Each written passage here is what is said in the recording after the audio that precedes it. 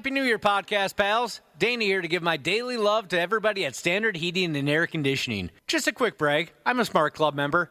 And yeah, it's a big deal because when the polar vortex hits, your house will let you know real fast. That's why right now is honestly the best time to do comfort upgrades. Standard's running a ton of specials right now. Things like whole home humidifiers to fix that dry winter air, UV lights to help keep the air cleaner, and ERVs that bring in that fresh air without dumping the heat. Trust me, you will notice a difference in a big way. Be cozy this winter. Standard Heating and Air Conditioning, providing the comfort you deserve since 1930. Online at standardheating.com. The 93X Half-Assed Morning Show.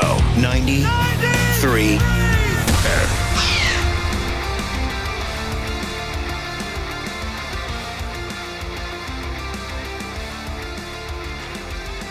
Fair enough, I guess. We ought to get things underway. Anything to end that Limp Bizkit song, really. I mean, we got a couple folks that enjoyed that. What? Thought it was a nice pump-up song to wake up to. I'm with you. I was shadow boxing over here. I want to get rolling. I'm not always excited to, initially crack the mics, but anything to get rid of that Limp Bizkit song. A pump-up song. Yeah, like people will have their... I know a couple of people that aren't into rock music, but they'll make their weightlifting playlist. Nothing. Like one of the nerdiest guys I know, and trust me, I realize who's talking here. One of the nerdiest guys I know, he does not like metal rock music, but that's his entire playlist. Rocky, no likey. No likey Rocky, but that's what get him. He's going to get gains. So he wants to pump up some Limp Bizkit and stuff but like that. But when he's on the bench press or when he's doing squats, get him a couple more LBs. Acid rock, heavy metal, wolf rock. I don't know about wolf rock. Hair metal? He's not that extreme. No, not hair metal, which is kind of disappointing. Industrial? It's a lot of, maybe there's some Nine Inch Nails or in there someplace, but he likes to listen to that. So I thought, hey, this is kind of a cool playlist. And he mentioned, I never listen to this. It's just when I'm under the bar. Everybody's different. Over the years, how many times have you heard, back in the old days, Josh, when we used to answer the telephone around here? When folks would call instead of text. Yeah, now the text machine is taken over. But over the years, how many times have you fielded a telephone call here at the radio station or a text message from someone who says, play something that'll get me going. I need a pump-up song. I need a song to get me going. Everybody's different. I personally like things a little more mellow, music-wise, in the morning. But some folks, they want to blow the doors off the joint. Yeah, I get it. I think, I want to blow the doors off the joint. And I don't know if Limp Bizkit necessarily would be my first choice. That would not be my first choice, but Limp Bizkit. It got my heart rate going a little bit over here. Whatever it takes. You're no kid anymore. No, not at all. I got to worry about that heart rate. We need you to be, spirited, but don't overdo it because you're not a kid. That's what I try. You could hurt yourself. Shotgun Messiah Jesus, speaking of hair metal, he said he almost put his hat on sideways during that song. You kind of have to. Putting it on, kind of half-cocked to the left or the right, while listening to the old, what the hell was that track called again? Rollin'. There were times back when we'd answer the phone where somebody would request a song, and I think, like, seriously? That's what you want us to play? Sometimes some pretty bad stuff. There's been times, too, where we're playing something, and I thought, geez, we're going to get some texts here from people that don't like it, and then they'll compliment it. That's why I'm not a music director. I wouldn't know necessarily what to play. Just know this. Play me something that's going to pump me up in the morning. That's all I desire. Like Eye of the Tiger. That's a classic. That'll get you going. Yeah, right? that always works. That was our go-to locker room song when we were young kids. You couldn't escape Survivor's Eye of the Tiger.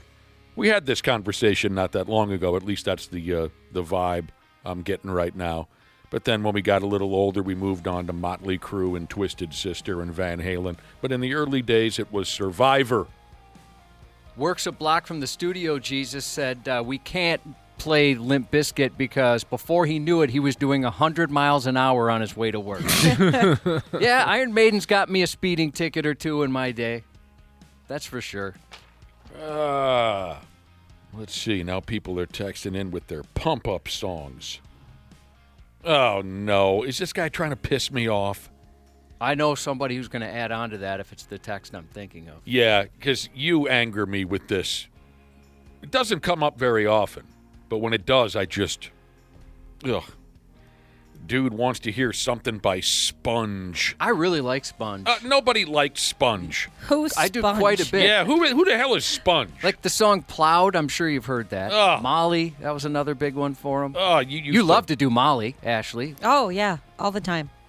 Back when Josh had green hair here in the building, he used to want to go see the Sponge concert. Yeah, those guys walked in studio one. I don't know who was interviewing him. Somebody was interviewing him. In our old building, they came in, and I was a little starstruck. I like those guys quite a bit.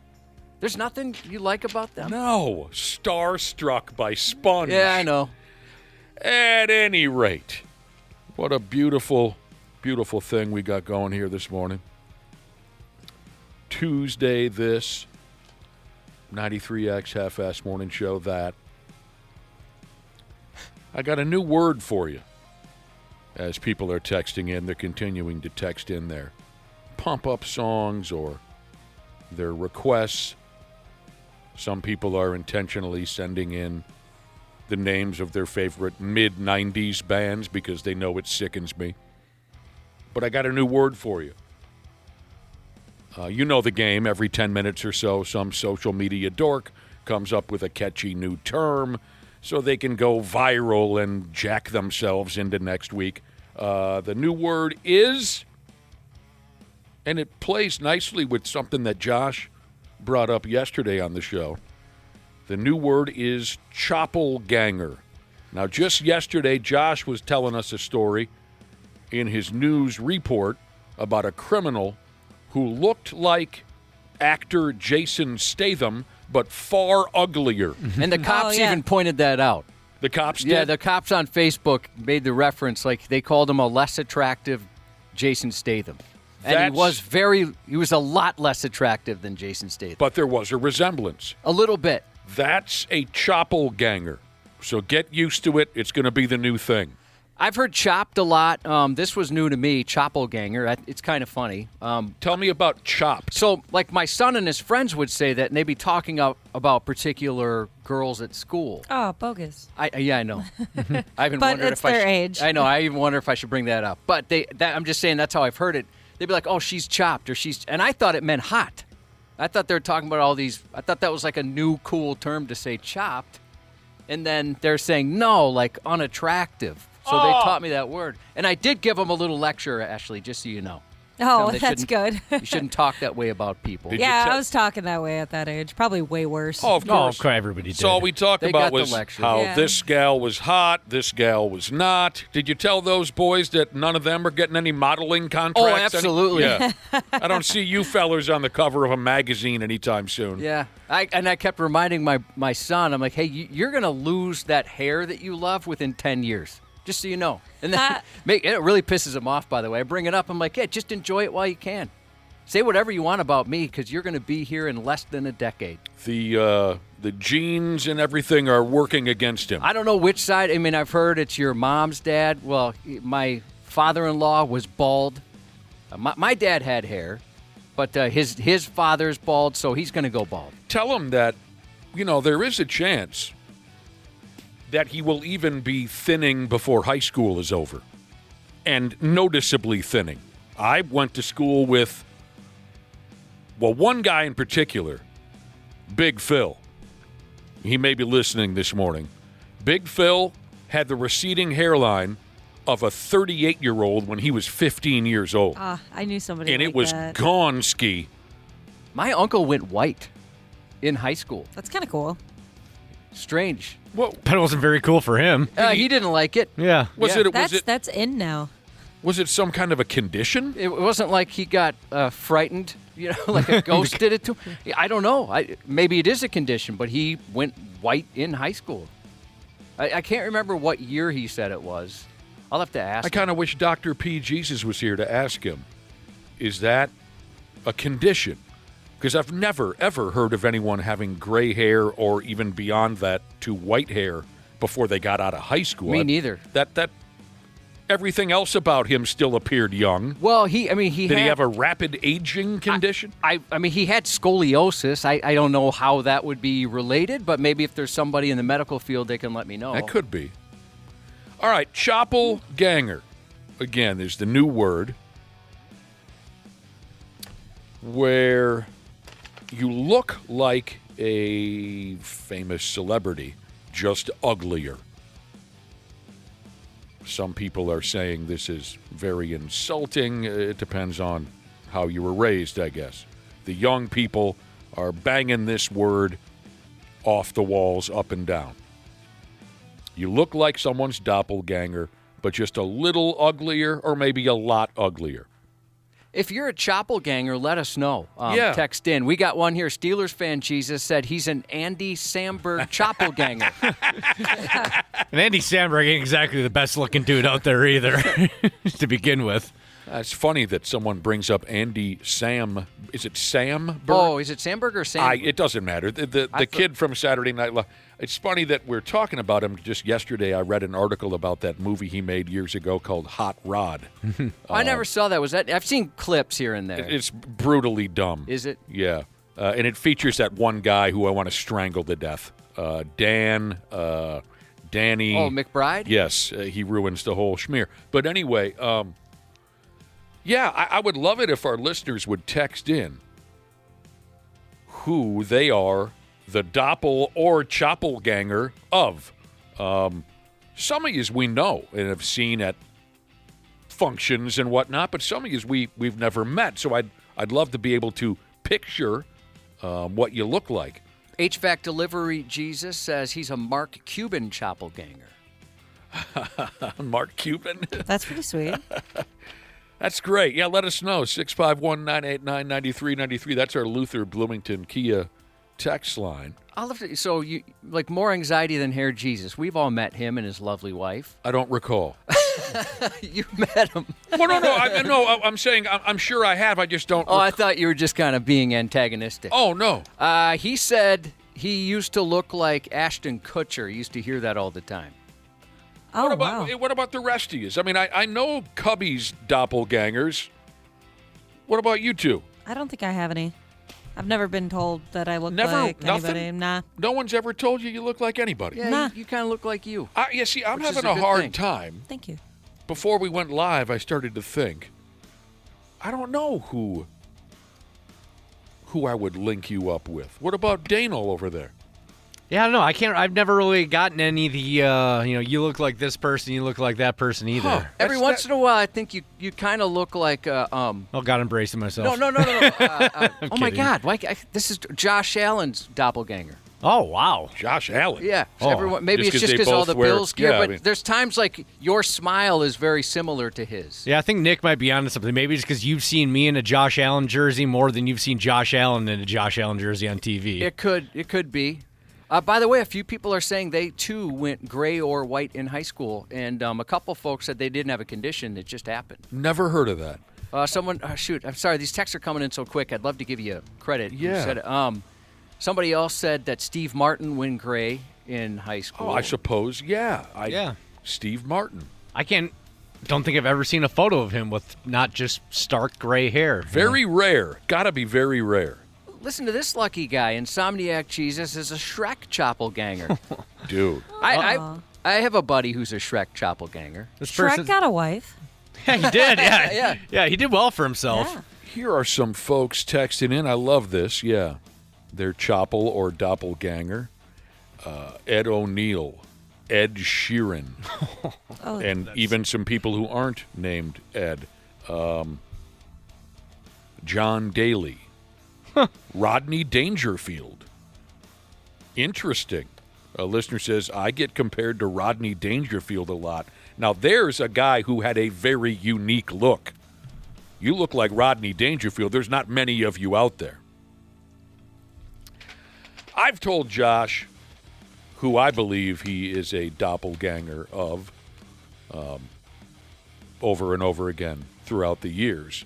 but remind me, Josh, of the ones you've heard from other people.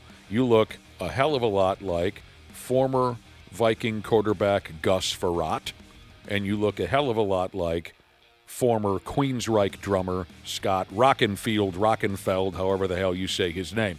What are others that you've got? The only other one, and this one, this is the one I want to hang on to. We mentioned his name earlier. I guess a Choppleganger, a chopped version of Jason Statham. Oh, you have similar skulls. Yeah. Yeah. I would Similar say head shapes. The skulls are similar. I don't know so much about your grill, but yeah, I can see the.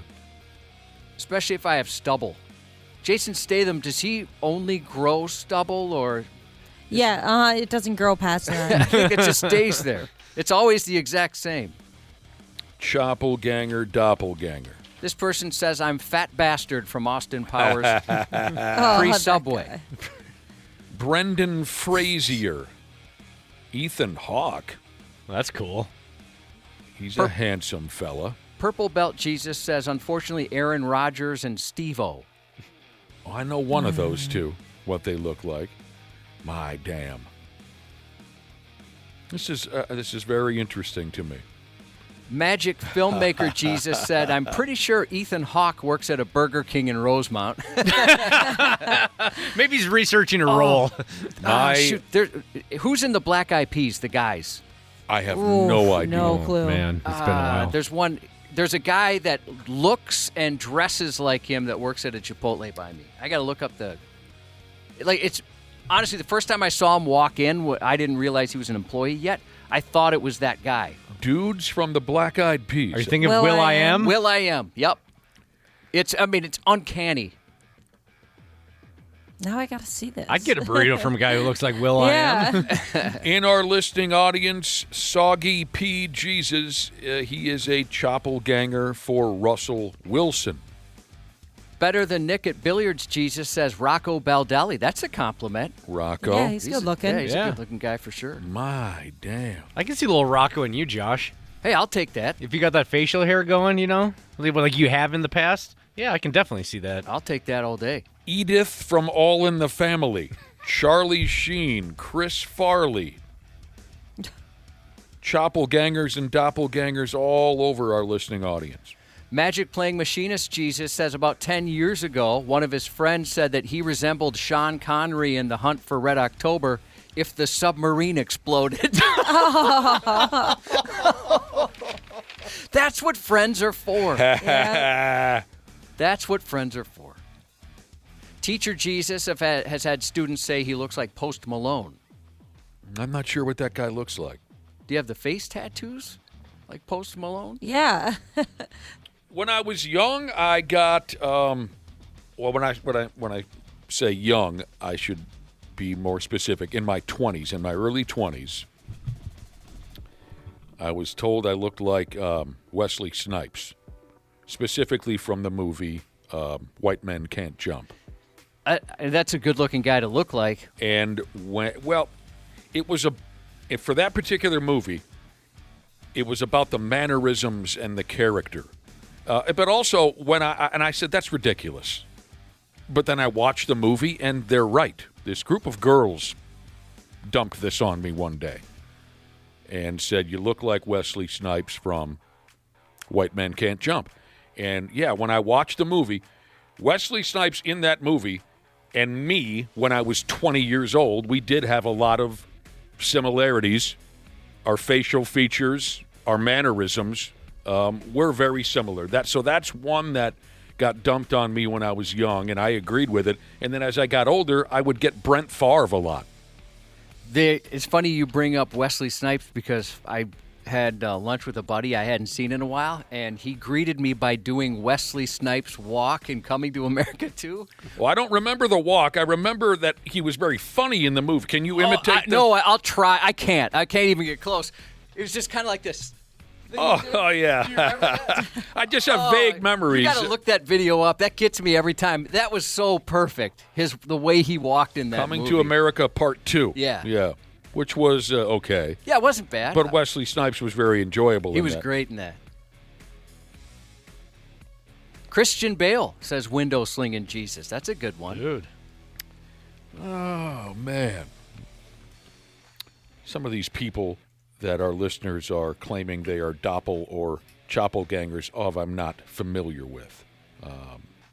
4 kids, no patience, Jesus. Says. He gets compared to Mr. Bean all the time, sadly. He says. I mean, come on, but that guy's got so much character. Yeah. You're probably instantly liked for that. Okay, this cracks me up. I haven't heard this name in friggin' decades. Kevin Richardson from the Backstreet Boys. Oh, that's great. That's a deep, deep reference. Kevin Richardson from the Backstreet Boys. I remember which one that is or was. You That's can't be great. mad about that. Big Rig Fenders, Jesus said he's been told he looks like Fat Thor. Not regular Thor. When Thor kind of let it go a little bit for a while there. Oh, this 6510 to 715, Jesus said he gets Nick Cage a lot and his buddy gets Pedro Pascal. They did a cool movie together. Nick Cage. He mentioned it, then they found a movie they were in and made them watch it. What movie were they in? Oh, that was great. Yeah, the unbearable weight of massive talent. Yes. Oh, I haven't seen that. That was really funny. Very funny. We got to come up with someone you look like, Ashley. Yeah, I don't know. I can't put my finger on it as I'm sitting here eyeballing you. I hope I'm not making you uncomfortable, but I'm sitting here trying to come up with who the hell, because that's not right, that no one's ever once said you look like this person or that No. person. I think it's always kind of a fun conversation to have. Ooh, listen to this one. Spooner does indeed blow. Jesus says she gets told she looks like Winnie Cooper all the time. Whoa. That's a I good don't know one. who that is. Winnie Cooper, yeah, I'm what's the word I'm looking for? I'm lost. Wonder Years. Yeah, from the Wonder Years. Oh, wow. The brunette. Oh, wow. Real name Danica Oh. McKellar. Very attractive. Yeah, she's cute as a button. She hasn't aged a day. Yeah, she was just in the news for some reason. I can't remember why. I But think she was on Dance with the Stars or Drugs? something, maybe. oh, is that what it was? Okay. No, she's very straight-laced. She actually has a series of learning books, like math books for kids to like make learning more fun. Math books for kids that make learning more fun? Yep. How could learning get more fun? Right. She sounds like a lot of laughs. So there you go. Cool. I'll try to remember some of these chopplegangers and doppelgangers, so maybe I can pick some of these out of a crowd. Hey, you're the one that looks like Nev Campbell. Hey, you're the one that looks like Rebel Wilson. Out for a rip, Jesus said, Ashley, you kind of look like Reese Witherspoon. No, that's way too much of a compliment. Take Thank it. you. There's a couple things there. Yeah. I love that girl. I know. There's a resemblance. Somebody else says Taylor Mumson, or is it Momson? Moms. Oh, yeah, I know who that is. Sorry, it took me a little bit. All right. What else is going on? Crystal says she has been told she looks like Fat Amy from Pitch Perfect. I love Fat Amy. She's hilarious. And I think she's very attractive. There's a character in the movie called Fat Amy. Yeah. Yeah, she's great. You'd love her. She calls herself that because she says skinny bitches like you can't make fun of me if I call myself Fat Amy. What's her Rebel Wilson? Rebel That's Wilson. The actress. Mm-hmm. That brings up one of the greatest nicknames in sports history, maybe the greatest. Lance Berkman, longtime Major League Baseball player's nickname was Fat Elvis. And if you're younger and you don't know, if you look him up on the internet, Lance Berkman did look like the latter days of Elvis Presley. Whoever was the first to dump that upon him deserves a year's worth of free beer, because every time I watched the guy play baseball, it put a smile on my face. Fat Elvis up to the plate. So there you go. All right, we might as well move on. We got to get to the stupid news. What are you giggling about? This is the second person that's texted this in, Josh, that you resemble handsome Squidward from SpongeBob. Dude! Because he's got like that killer jawline. Handsome it's like a specific thing. You have to look up handsome Squidward. I do think there are some similarities no. between you and Squidward. I just said Oh no. two people now, and it gets me. They're right. I'm not using the word handsome for myself, but Oh, no. Can I see Because I do have an alien-type head. Yeah, you do look. Can you show me the picture that you're looking at? So there's something. I don't think I can. Don't worry. You can turn your computer over to him, Ashley. Yeah, I'll mine look it won't up go quick. that far. So there's something online called Handsome Squidward? This guy. Yeah, you do. Oh, man. Well, I mean, I think you look like the regular Squidward. Yeah, that's weird. Right? Dude, we got to post that. Can we post that next to a current picture of you? Can we post Oh, that? you're asking my permission? I don't know. Oh, I thought you were asking Ashley. I'm kidding. But I think there is something there. You shouldn't be you're acting all ashamed and embarrassed. It's just... No, it's just something I never... Have you ever had that happen where somebody pointed something out about you that you never knew or thought of, and then you realized how right they are? It's just a weird feeling. I suppose. Yeah. Do I make you Randy, Jesus said. He thinks I look like the lead singer from R.E.M.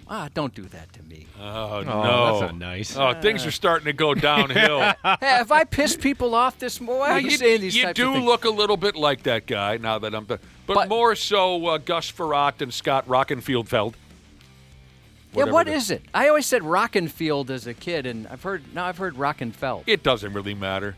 He's just a former drummer from... Excellent drum. I don't know what it is. We got to get going. Thank you for your text messages. This is most fun. of your text messages.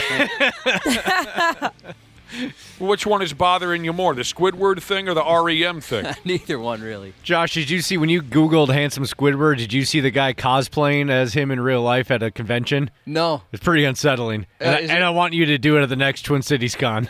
Oh, you know what? Maybe I just what do I do? Just paint my face green or blue or whatever that is? I'll send you the link to the picture. It's kind of a sexy costume, I want to actually. see it. Can you send it to me, too? Yeah, of I got to course. see this. He's going to send us some links. Send you We'll some be back links. with the Stupid News Report in a few minutes on the Half-Assed Morning Show. Half-Assed Morning Show. 93X. Happy New Year, podcast pals. Dana here to give my daily love to everybody at Standard Heating and Air Conditioning. Just a quick brag, I'm a Smart Club member. And yeah, it's a big deal because when the polar vortex hits, your house will let you know real fast. That's why right now is honestly the best time to do comfort upgrades. Standard's running a ton of specials right now. Things like whole home humidifiers to fix that dry winter air, UV lights to help keep the air cleaner, and ERVs that bring in that fresh air without dumping the heat. Trust me, you will notice a difference in a big way. Be cozy this winter. Standard Heating and Air Conditioning, providing the comfort you deserve since 1930. Online at standardheating.com. Years of hard work, and now you've got pain in your back, your shoulders, your knees, maybe your joints. You need help. Randy Shaver here with the answer. Dave Bialke. He's got over 30 years experience in getting workers' compensation benefits for people just like you. Don't suffer. Call Bialke Law today. 763-571-2410 or go to bialkelaw.com. That's BIALKE law.com. And it spells relief for you. Nobody does selling better than Shopify. Shopify is the home of the #1 checkout on the planet. And the not-so-secret secret, with Shop Pay that boosts conversions up to 50%, meaning way less carts go abandoned and way more sales going through. So if you're into growing your business, your commerce platform better be ready to sell wherever your customers are scrolling or strolling. On the web, in your store, in their feed, and everywhere in between. Businesses that sell more, sell on Shopify. Upgrade your business and get the same checkout that Skims uses. Sign up for your $1 per month trial period for 3 months at shopify.com/Westwood1, all lowercase. Go to shopify.com/Westwood1 to upgrade your selling today. Shopify.com/Westwood1. Stupid news on the Half-Assed Morning Show.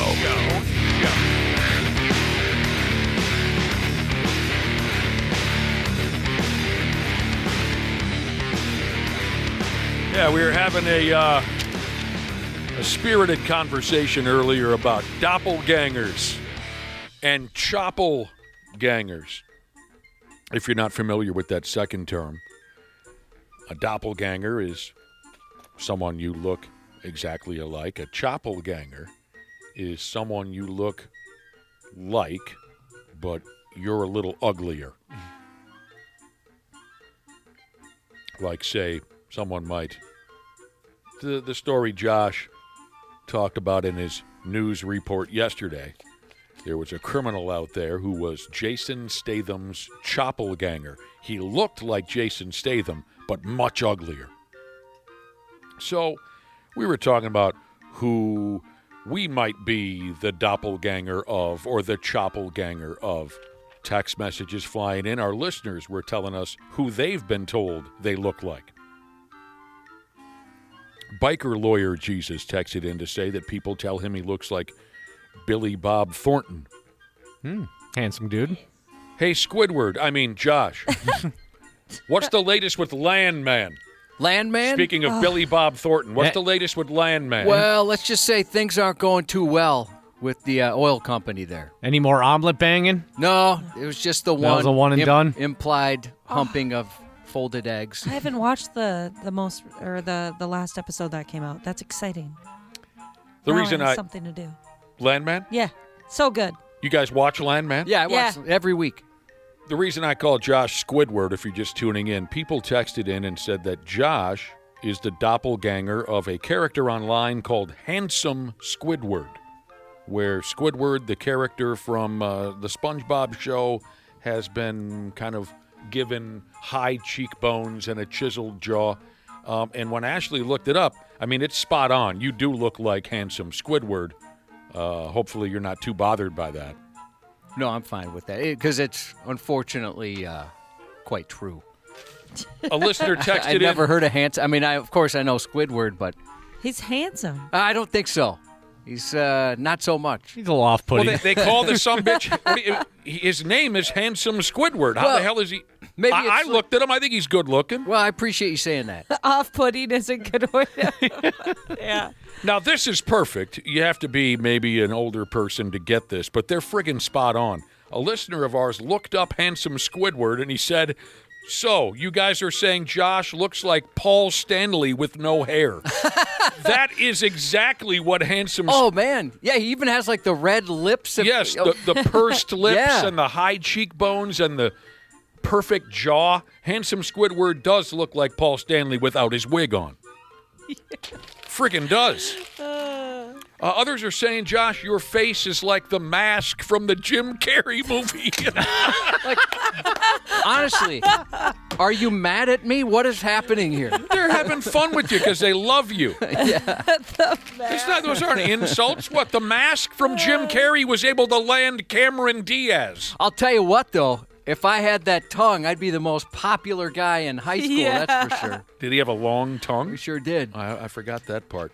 Let me get Somebody, back to Landman, somebody wants to know if they can hire that same physical therapist. You guys be interested in that? Oh, my gosh, she's a babe. Hubba hubba. And that is ridiculous. I don't understand how you can be so perfect. All the women in that show. Yeah, you're not wrong on that My one. gosh, they're hot. hot mamas Ridiculous. on the show Landman. Here's a few more texts on doppelgangers, chopplegangers. I love this stuff. A gal I think we all know fairly well, a listener who we've met from, as Josh would say, time to time. We've met her at this event and that event. Snot Rocket Sheezes. Oh, yeah. Love her. You're in love with her? Oh, I meant it like as a good friend. I enjoy being around her.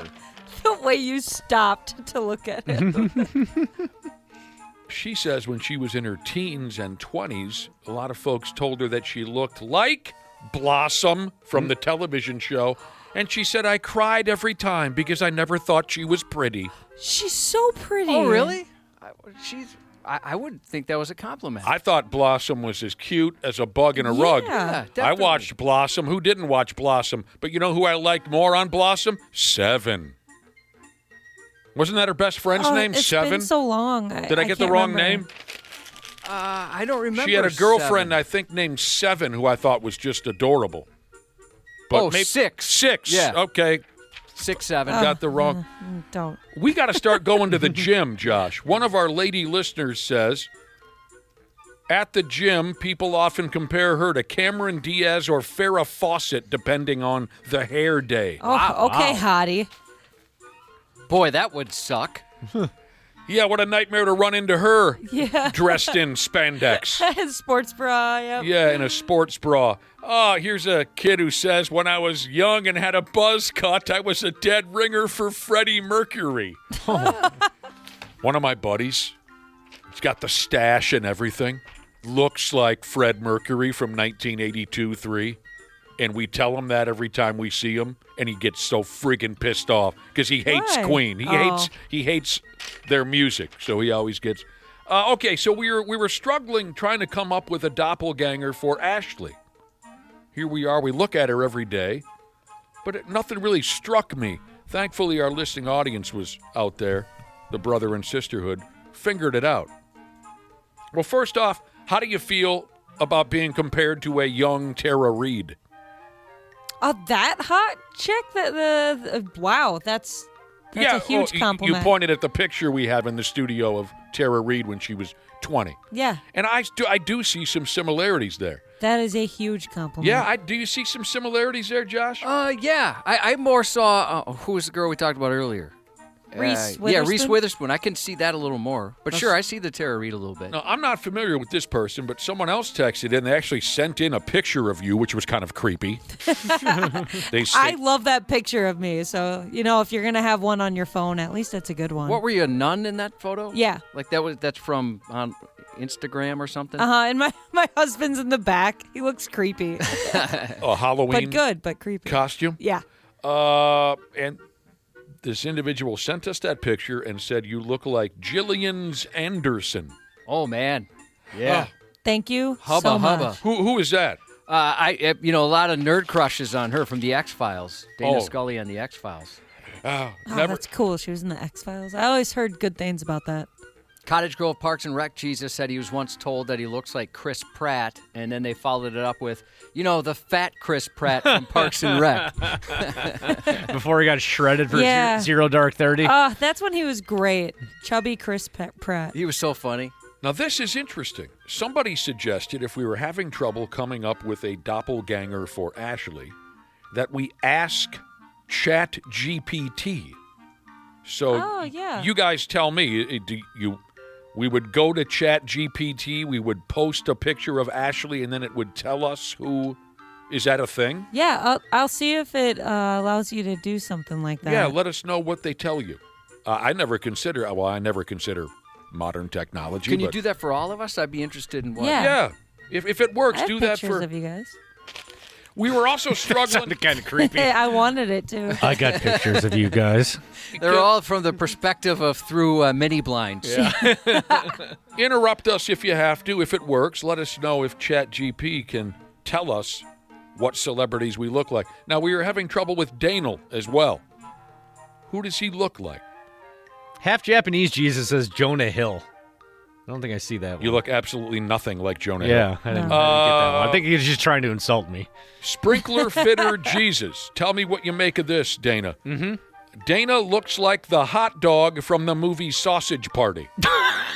I saw the movie. Regrettably, I saw the movie, but I don't remember what the hot dog Yeah, I got to look it up, too. Yeah, I saw me the too. movie as well. But either way, that's funny. One of the most regretful evenings of my entire life was when I sat down. I was so friggin' furious by the end of that movie, I was inconsolable. No, it gives me some weird runaround. What are we talking Do we about? start with you? Yeah, it like for I don't even know who this is. It says like Anna Camp, especially the bright smile and soft features. Like it goes into weird, like it pulls a little bit from different people. But Anna Camp is a famous person? Or? I guess so. Well, no, keep going. I mean, Oh, she was in Pitch Perfect. Yeah. so you look like Anna Camp from Pitch Perfect. I can see it. True Blood. Yeah, I It can see it a says- little bit for sure. It says Brittany Snow, similar face shape and cheerful expression. You know what? People text in Brittany Snow. Really? Yeah. I have no idea who's that girl. Well, Pitch Perfect again. Oh, maybe You'll- they just have a thing for that movie. You'll like, you'll like that. Okay. Okay. Then it says like it has 3 more. So I'm unfamiliar with Oh my gosh! what? I would pay money to look like that. Well, I would just bring that picture into the plastic surgeon and be like, "Yep, do this." keep going. See what it says for the rest of us. Maybe Dana, Yeah, I Josh, will. and I look like a character from Pitch Perfect also. What do you guys think of Dana looking like Roy, Pam's boyfriend from The Office? Never saw it. Oh, I could see that for A sure. touch, yeah. Yeah, I could could see definitely that. see that a little bit. All right. Well, this is interesting now. We've got Chat GPT on the job. Oh, did you look up the hot dog from Hot Dog Movie? Yeah, I mean- Sausage Party. Yeah, I mean, it's just a hot dog with eyes. Oh, Yeah. he looks like a hot dog with eyes. All right. Again, feel free, Ashley. Jump in whenever if you have an answer for Josh or the rest of us. While we're sitting around, I can give you the latest monkey war update, along with all the other sickening and concerning issues that we have going around these days. As many of you know, we're on the verge of a monkey versus human war. And we've covered this many times. So here's your latest update. Authorities in St. Louis, Missouri are warning the locals about a group of monkeys running wild in the streets. Why does this keep happening? I don't know. I love it. Though. Because the monkeys are making an effort to rise up. Are they testing police response time like you hear terrorists do? Sure. Right? Yeah, They they're cause little disturbances just to see how quick the cops can get there? very possible. Monkeys are running through the streets of St. Louis, Missouri. God only knows what they have planned now that they're on the loose. Nobody knows exactly how many monkeys make up this escaped monkey gang. They don't even know where they came from.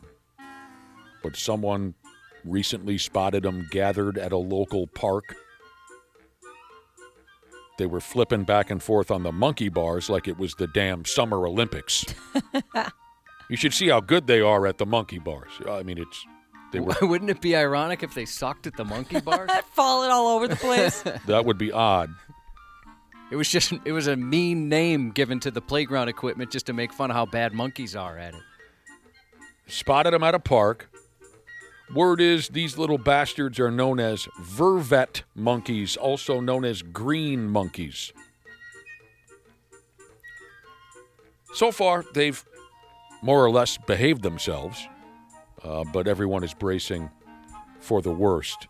There was one report going around that one of these escaped green monkeys ran up and slapped an ice cream cone out of a little kid's hand, and then it ran into the darkness. Rude. That seems Yeah. like the type of thing you guys used to do in high school. Oh, don't make me tell that story again. It was maybe the greatest thing I'd ever seen in my life.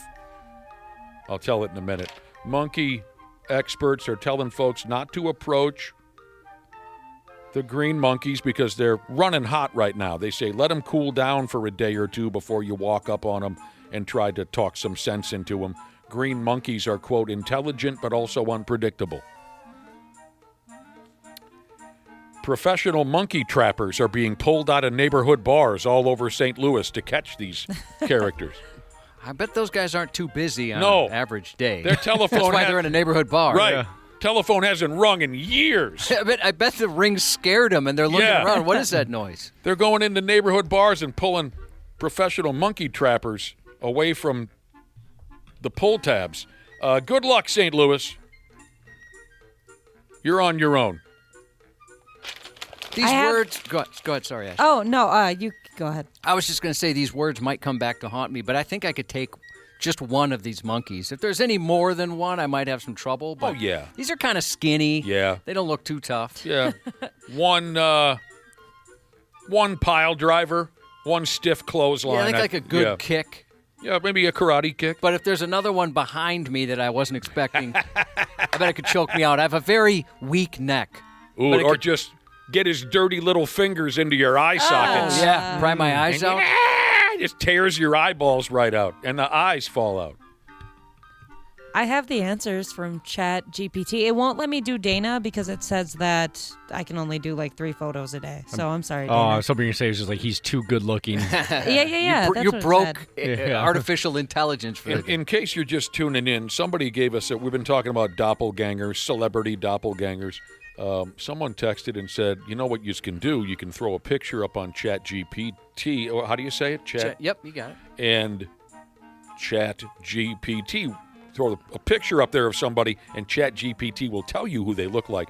So we threw Ashley's picture up there. We got a couple of cute actresses' names. You were very satisfied with that. Yeah. But now you have the answers for me and Cabby. Yes, it gives both of you five actors. So, or musicians. Oh. So for Nick, it has James Hetfield from Metallica. I could see a little bit of that. You know what's funny that James Hetfield makes that list is I do think that our facial features are similar. One of my cousins is the spitting image of James Hetfield, and this cousin and I do resemble each other quite a bit, so I can go along with that. There's Jeff Bridges. Jeff Bridges. Is that the Big Lebowski? Yep. I can see that, the nose and maybe the face. Yes? Nick Offerman. I don't know who that is. Me either. I don't see that. Nick Offerman? You know Nick Offerman. I do. You'd recognize him if you saw him. No, Ashley, I thought for sure you'd know him. You watch Parks and Rec. Ron Swanson, actually. Oh. I got to look up Nick. It says because you give off a rugged, outdoorsy, this guy knows how to grill energy. I hate when they do the energy thing, but Nick Offerman. Okay, I'm looking at him. Okay, sure, I'll go along with that. He's kind of got a grizzled look, right? Yeah, and All then right. it has Woody Harrelson and Tracy Adkins. I know Woody, I know the name Tracy. and that must be the bald head. Yeah. Maybe that's why they say I look. What about Josh Ski? Josh has got Cole Hauser. I said, Rip from Yellowstone. Oh, I thought Cole Hauser was an I don't see that, but I'll take athlete. Scott Eastwood. Whoa. I've heard the name. Oh, Mark Wahlberg, because you have, dude, ChatGPT says you have a athletic build. that. Well, why don't we just get a room, ChatGPT? I don't, Taylor Kitsch. No, I don't know that. Oh, one. I'll take that. Oh, yeah, absolutely. Jesus. Yeah, definitely. You're really going to like this one. Josh Duhamel? I can't remember how to say his Duhamel? last name. Thank you. Dang. ChatGPT is so much nicer than the earlier texters. That is really nice. This is cute, Josh. It says your overall vibe is calm, masculine, and confident without trying too hard. Hell yeah. That's awesome. That is you, That- 100%. You nailed it. For all those people who thought AI could give out false answers, I bet you're not laughing now. You are the guy that just pisses confidence. Heck yeah, it just drips off me. Yeah. Hey, you got some handsome characters in there, Josh. I was a little nervous to hear what it had to say. Yeah, I'll take all those. Taylor Oh, Kitsch. yeah. ChatGPT is nice. Heck yeah. Sometimes, unless you tell it to be mean. So I mentioned I thought I could take one of those green monkeys. And I'm self-aware enough to know I couldn't take 2, but I could take 1. Crocs with Socks Jesus says 100 cubbies versus 1 green monkey. I'm betting on the monkey.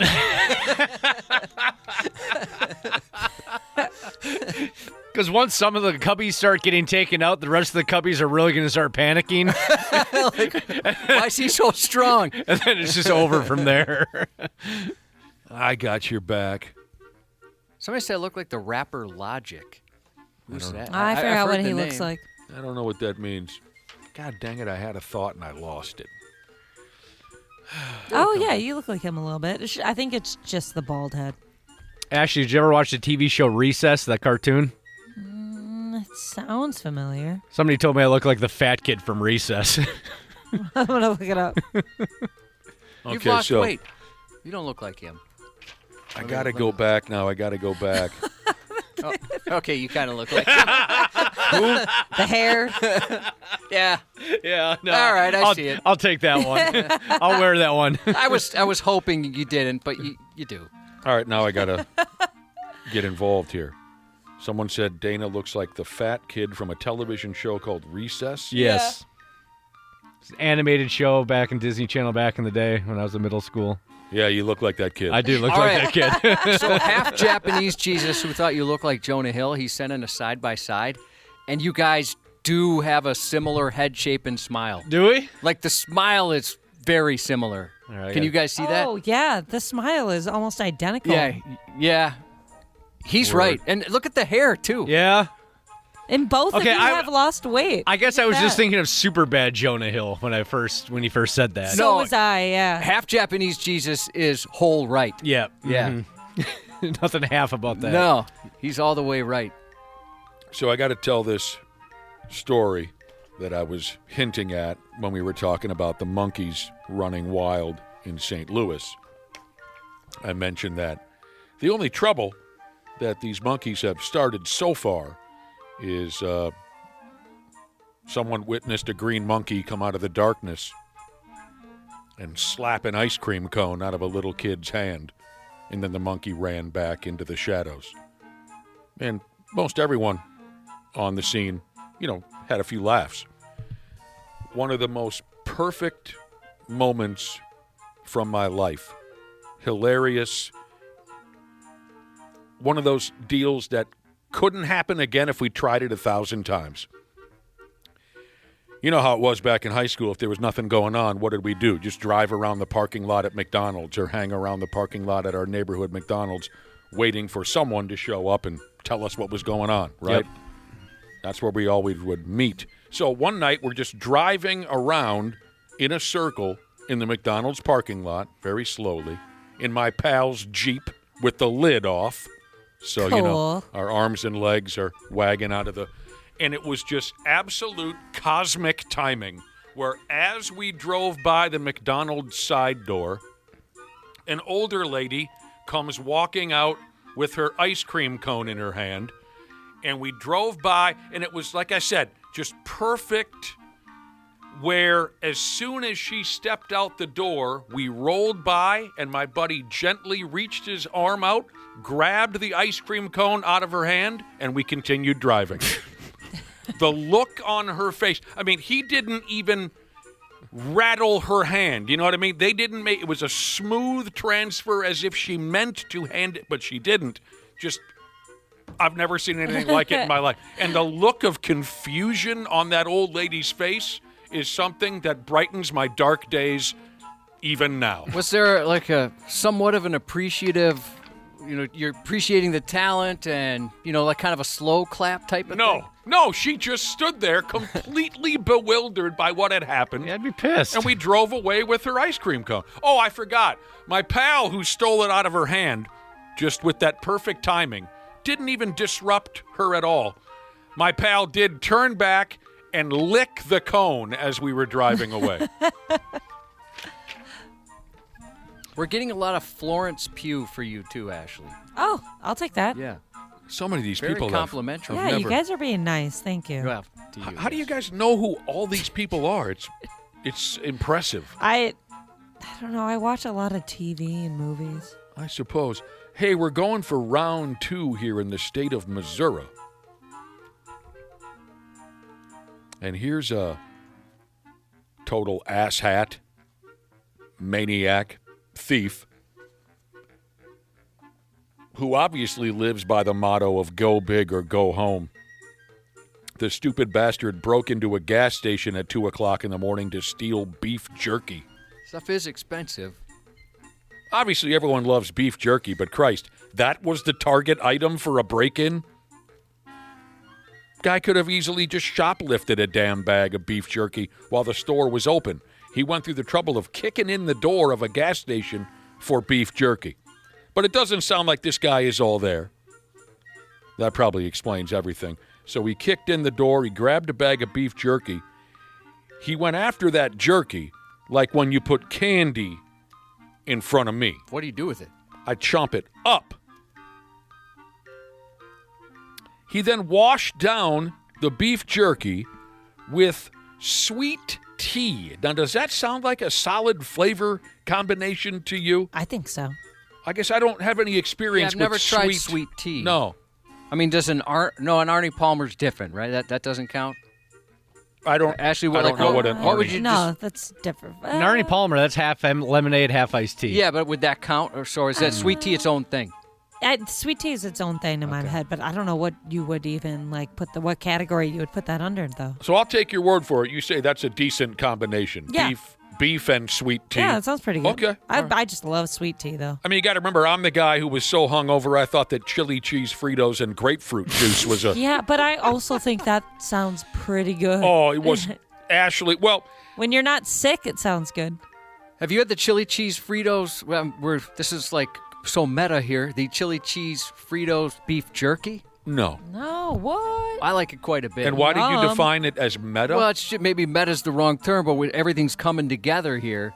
You know, these two, your story and the beef jerky story.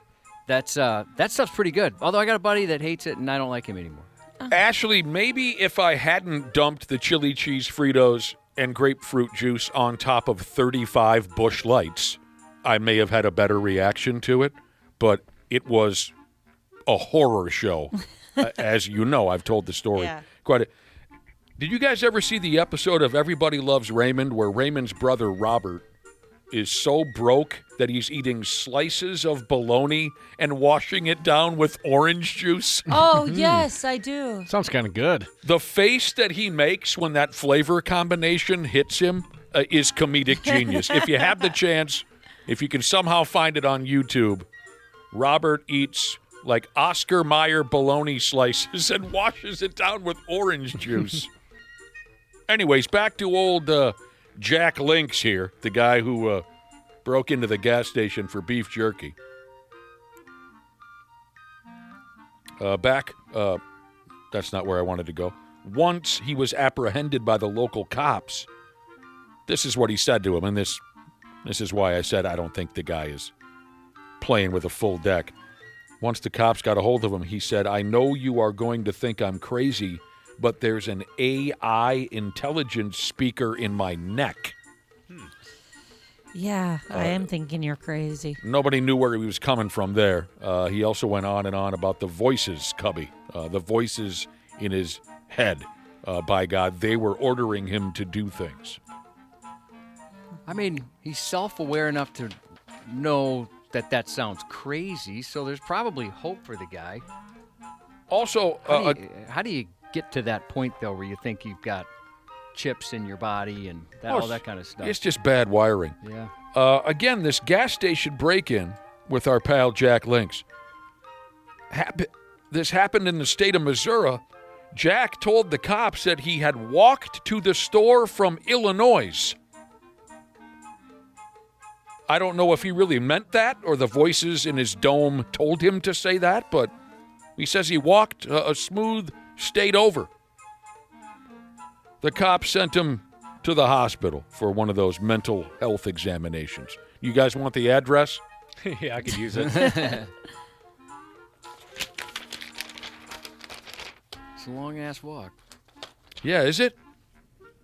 I think he'd be in better shape if he's walking close to 300 miles to get his next meal, but maybe not. Yeah, how'd you get here? I walked. Where'd you walk from? Illinois. All right, can I squeeze this sumbitch in here?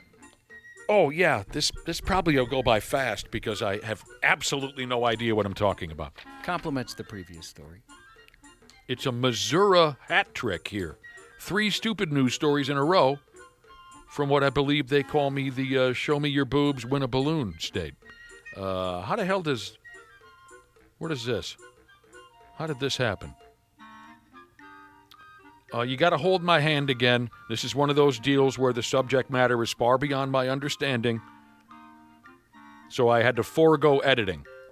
It is what it is. Josh, I read, you translate. I'll do my best. Let me tell you about a cat by the name of Wang. He's a magician in Missouri. So here goes nothing. Wang learned that body modifications come with higher stakes. Says here he upped and forgot the password to an RFID chip embedded in his own hand, leaving him locked out of the technology inside his body. What did I just say? That's too bad. He's got this chip that could maybe do some wonderful things, and he can't even I didn't know you needed a password for something like that, first and foremost. But so it's wasted in him. He has a chip in his hand to do what? That's what he's claiming. I wonder if he really did. Yeah, what does it make him do? Yeah. Does he play music through his hand? Good question. Oh, maybe if I keep going. Sorry. Wang says, I'm living in my own cyberpunk dystopia life right now, locked out of a technology inside my body. It's my own damn fault. He included a picture of an X-ray showing the chip in his hand. It's somewhere between his thumb and index finger. Oh, okay, this might help you out, or me. Wang originally implanted this RFID chip, whatever that is, into his hand as a performance gimmick for his magic show. Audience members would press their smartphones against his hand, and it would trigger special effects in the building. Oh, that sounds pretty sweet. He didn't think that the bit was good enough, so he repurposed the chip by programming it with a Bitcoin address linked to an Imgur meme. I've never been so lost in my life. Years later, the link died. He tried to update it, but he had forgotten his password. Bummer. I was kind of, excuse me, I should say, I'm interested in getting into NFC tags, like little stickers you can put places, and once you put your phone next to it, you can program it to do things. And I thought that'd be kind of cool, to have. I think that's the same technology as like Apple Pay and things like that. I think that's NFC. Maybe somebody can clear that up for me. But I've watched some YouTube videos, and some people can do some cool things. Like, let's say you want to just you got like a sticker underneath your desk. You put your phone next to it, and it turns on all the lights in your room and then play some music or whatever. It just kind of automates all that stuff. Hey, Cubby, let me handle it. All right. Yeah, sorry. You go ahead. I have absolutely no idea about any of that stuff. I don't. Sprinkler fitter Jesus said it just vibrates when he rubs one out. That's why he's desperate. Sports on the 93X Half-Assed Morning Show. I was like, oh, you ain't see me? I was like, damn, do I got the shot? Do I drive him? I was confused. How long? I ain't never been confused. Yeah, I ain't gonna lie. I'm like, I'm gonna throw that to Jew, I don't know what to do right now, because he's so tall, bro. Like, he take away everything. He take away the layup, jump shot, and he got good feet. He can move. So, yeah, he's a one of a kind. It's Anthony Edwards there talking about guarding Victor, or playing against in general, Victor Wembanyama of the San Antonio Spurs the other night. Anthony Edwards just woke me up to a new way to say bruh. Yeah, I love it. I love the way he talks. I mean, we say bruh, we say breh, we say brah, but he kind of said like bruh. Yeah. Did you catch that? Yeah, I did. Yeah. Bruh. I've heard him say it that way before. I enjoy it. He's got to stop it with that I ain't gonna lie. That just makes my skin crawl. I know a few people who they start almost every one of their statements with, hey, I can't lie, or I'm not gonna lie. Yeah, of course you're not gonna lie. Why would you lie? that one gets That's a good point. That one gets me aggravated, Cubby. I got to be honest. Oh, that one doesn't Jesus. bother me. Can I be frank with you? It is kind of a weird thing to. I ain't gonna lie. I ain't gonna lie. I ain't gonna lie. I ain't gonna lie. Also, when somebody starts a sentence by apologizing for something that they don't need to apologize for, like, I'm sorry, but he's just not that good of an athlete. And you're like, you're not offending me. I don't care. Randy Shaver says that one all the time. He does, yeah. He apologizes. Mm-hmm. But now we got a new way to say bruh. Timberwolves play tonight. Timberwolves. At the Milwaukee Bucks. Golden Gopher basketball is at home tonight. Also against the Milwaukee Bucks. I know, it's weird. The Pigs. Who do you like in that one? The Bucks got a good chance to come out with a win. They play the Wolves and the Golden Gophers tonight. The Pigs got smoked. That doesn't happen very often. We were talking about our celebrity doppelgangers or chopplegangers earlier this morning. And if you're not familiar, a choppleganger is you look like that celebrity, only you're a lot uglier. That's the new term, chopplegang. Somebody texted in, I don't know, what do you guys make of this? Someone said that Ashley kind of looks like Beavis. Yeah, I don't see that, Bogus. Ashley. Go like this, Ashley. Just try this. Go. No. Come on, just give it a How about just go fire? Say fire repeatedly. Fire. No, I hate Beavis and Butthead. What? Oh, do Yeah. you really? Uh-huh. I mean, I guess I can see why. I sure like them sometimes. It wasn't your era, for sure. I get it. If people don't like it, I get it. If you didn't grow up with it, you'd probably find it pretty stupid. Ashley doesn't look like Beavis, for Christ's sake. We got to take a break. More news with Josh here in a few minutes. Half-assed Morning Show. 93X. Happy New Year, podcast pals. Dana here to give my daily love to everybody at Standard Heating and Air Conditioning. Just a quick brag, I'm a Smart Club member. And yeah, it's a big deal because when the polar vortex hits, your house will let you know real fast. That's why right now is honestly the best time to do comfort upgrades. Standard's running a ton of specials right now. Things like whole home humidifiers to fix that dry winter air, UV lights to help keep the air cleaner, and ERVs that bring in that fresh air without dumping the heat. Trust me, you will notice a difference in a big way. Be cozy this winter. Standard Heating and Air Conditioning, providing the comfort you deserve since 1930. Online at standardheating.com. Years of hard work, and now you've got pain in your back, your shoulders, your knees, maybe your joints. You need help. Randy Shaver here with the answer. Dave Bialke. He's got over 30 years experience in getting workers' compensation benefits for people just like you. Don't suffer. Call Bialke Law today. 763-571-2410 or go to bialkelaw.com. That's BIALKE law.com. And it spells relief for you. Get ready for The Rush with Max Crosby. If it was going to happen, why not this year? All-pro defensive end Max Crosby takes you beyond the field with exclusive insights. I love when people sleep, uncertain people, because you just know they're going to make everyone look stupid. Moments everyone's talking about. Hit 5 in a row, brother. We're going to the Pro Bowl again. Come on, baby! Been through a lot, and we're just getting rolling. The Rush. It's a roller coaster of emotions. Follow and listen on your favorite platform.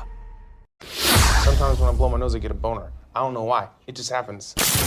Half-assed Morning Show. I don't know if the kids are old enough to even realize that their life's in danger, but other innocent people who are just going about their day. Life lesson here that it's not Grand Theft Auto, it's not a game, it's real life. A trio of pint-sized carjackers sent Ohio police on a short chase after teaching themselves how to steal cars by watching YouTube. An online lesson that ended abruptly because they probably should have watched videos on how to drive versus just how to start a car. According to the Newburgh Heights police chief, it was the 11-year-old who was driving when a license plate reader flagged the sedan as stolen. The juvenile suspects told cops they'd learned to steal cars by watching YouTube videos, with investigators determining they hotwired it. You can see where the steering column had been cracked, and they had used the USB to basically hotwire the car to get it started. An officer moved in and attempted a traffic stop, but the young driver hit the accelerator and took off, leading police in a pursuit. The chase ended moments later when the stolen sedan spun out of control and punched an uninvited doorway into a nearby home. This has got to be a record for the youngest driver in a pursuit I've ever seen. 11 years old, for God's sake. It's incredible, the chief said. After the wreck, the children scattered and ran, but an officer chased them down on foot.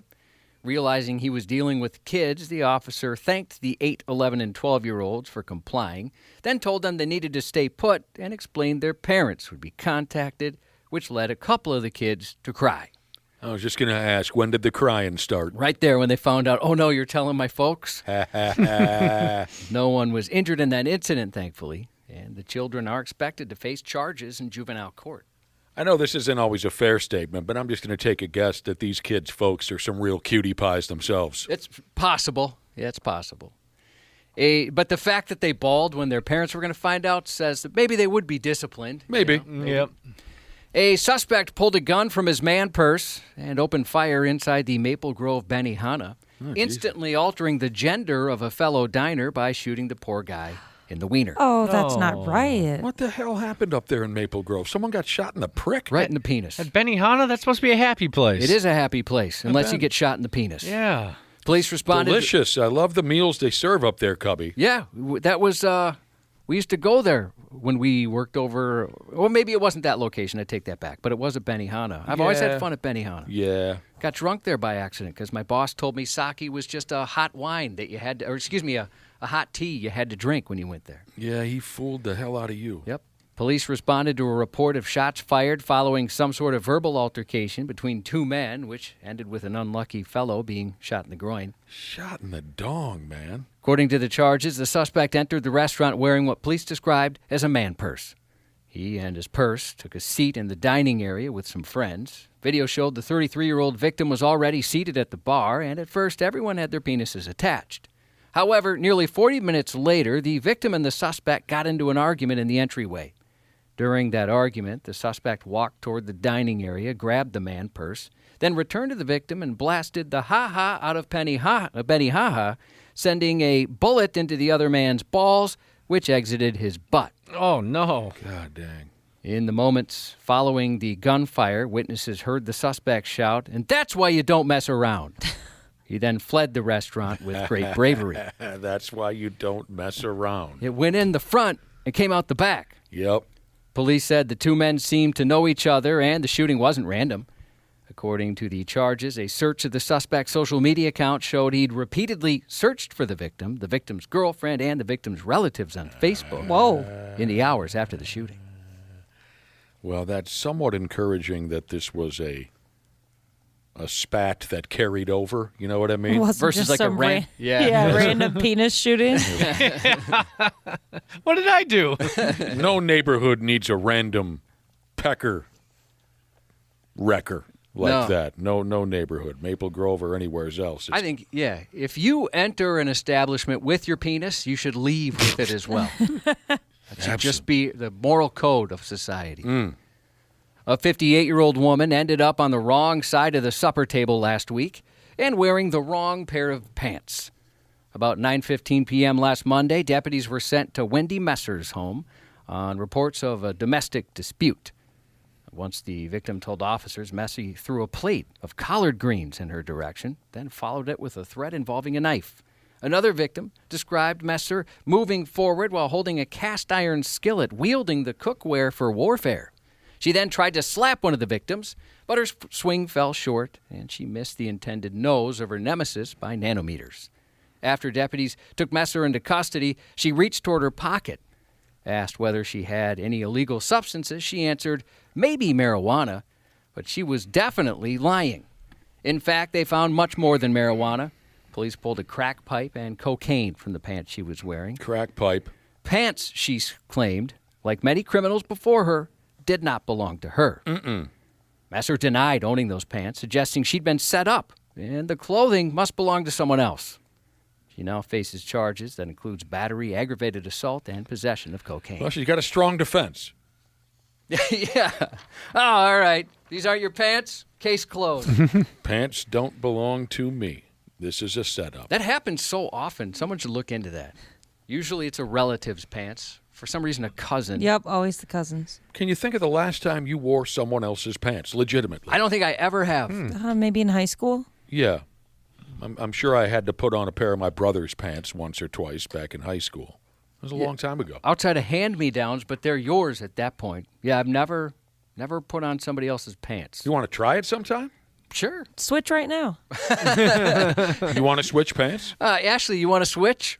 Yeah, sure. Yeah. You'll be way more comfy in mine, I'm sure. Are they? Do you have some loose-fitting pants? Yep. What do you wear, Josh? Pant size? Yeah. It depends, either a 32 or a 30, depending on Jesus, the day. You're so tiny. Oh, I'm You're also great at taking compliments. Yeah. I don't know. Well, I don't know if it's a compliment or not. That's why I'm struggling. Oh, I think he's just calling you skinny. No, I was talking about his dick. Oh. Yeah. Now that I agree with. I could fit into any pair of pants. Nothing, no cloth, not too much cloth for this thing. Never. A Texas plastic surgeon who advertises, quote, unparalleled patient care may have misjudged his own condition by performing surgery while drunk. Oh, God, that frightens the hell out of me. According to his website, the 50-year-old Houston-based doctor had practiced plastic surgery for more than 20 years and described himself as a 5-star physician. Can you describe yourself that way?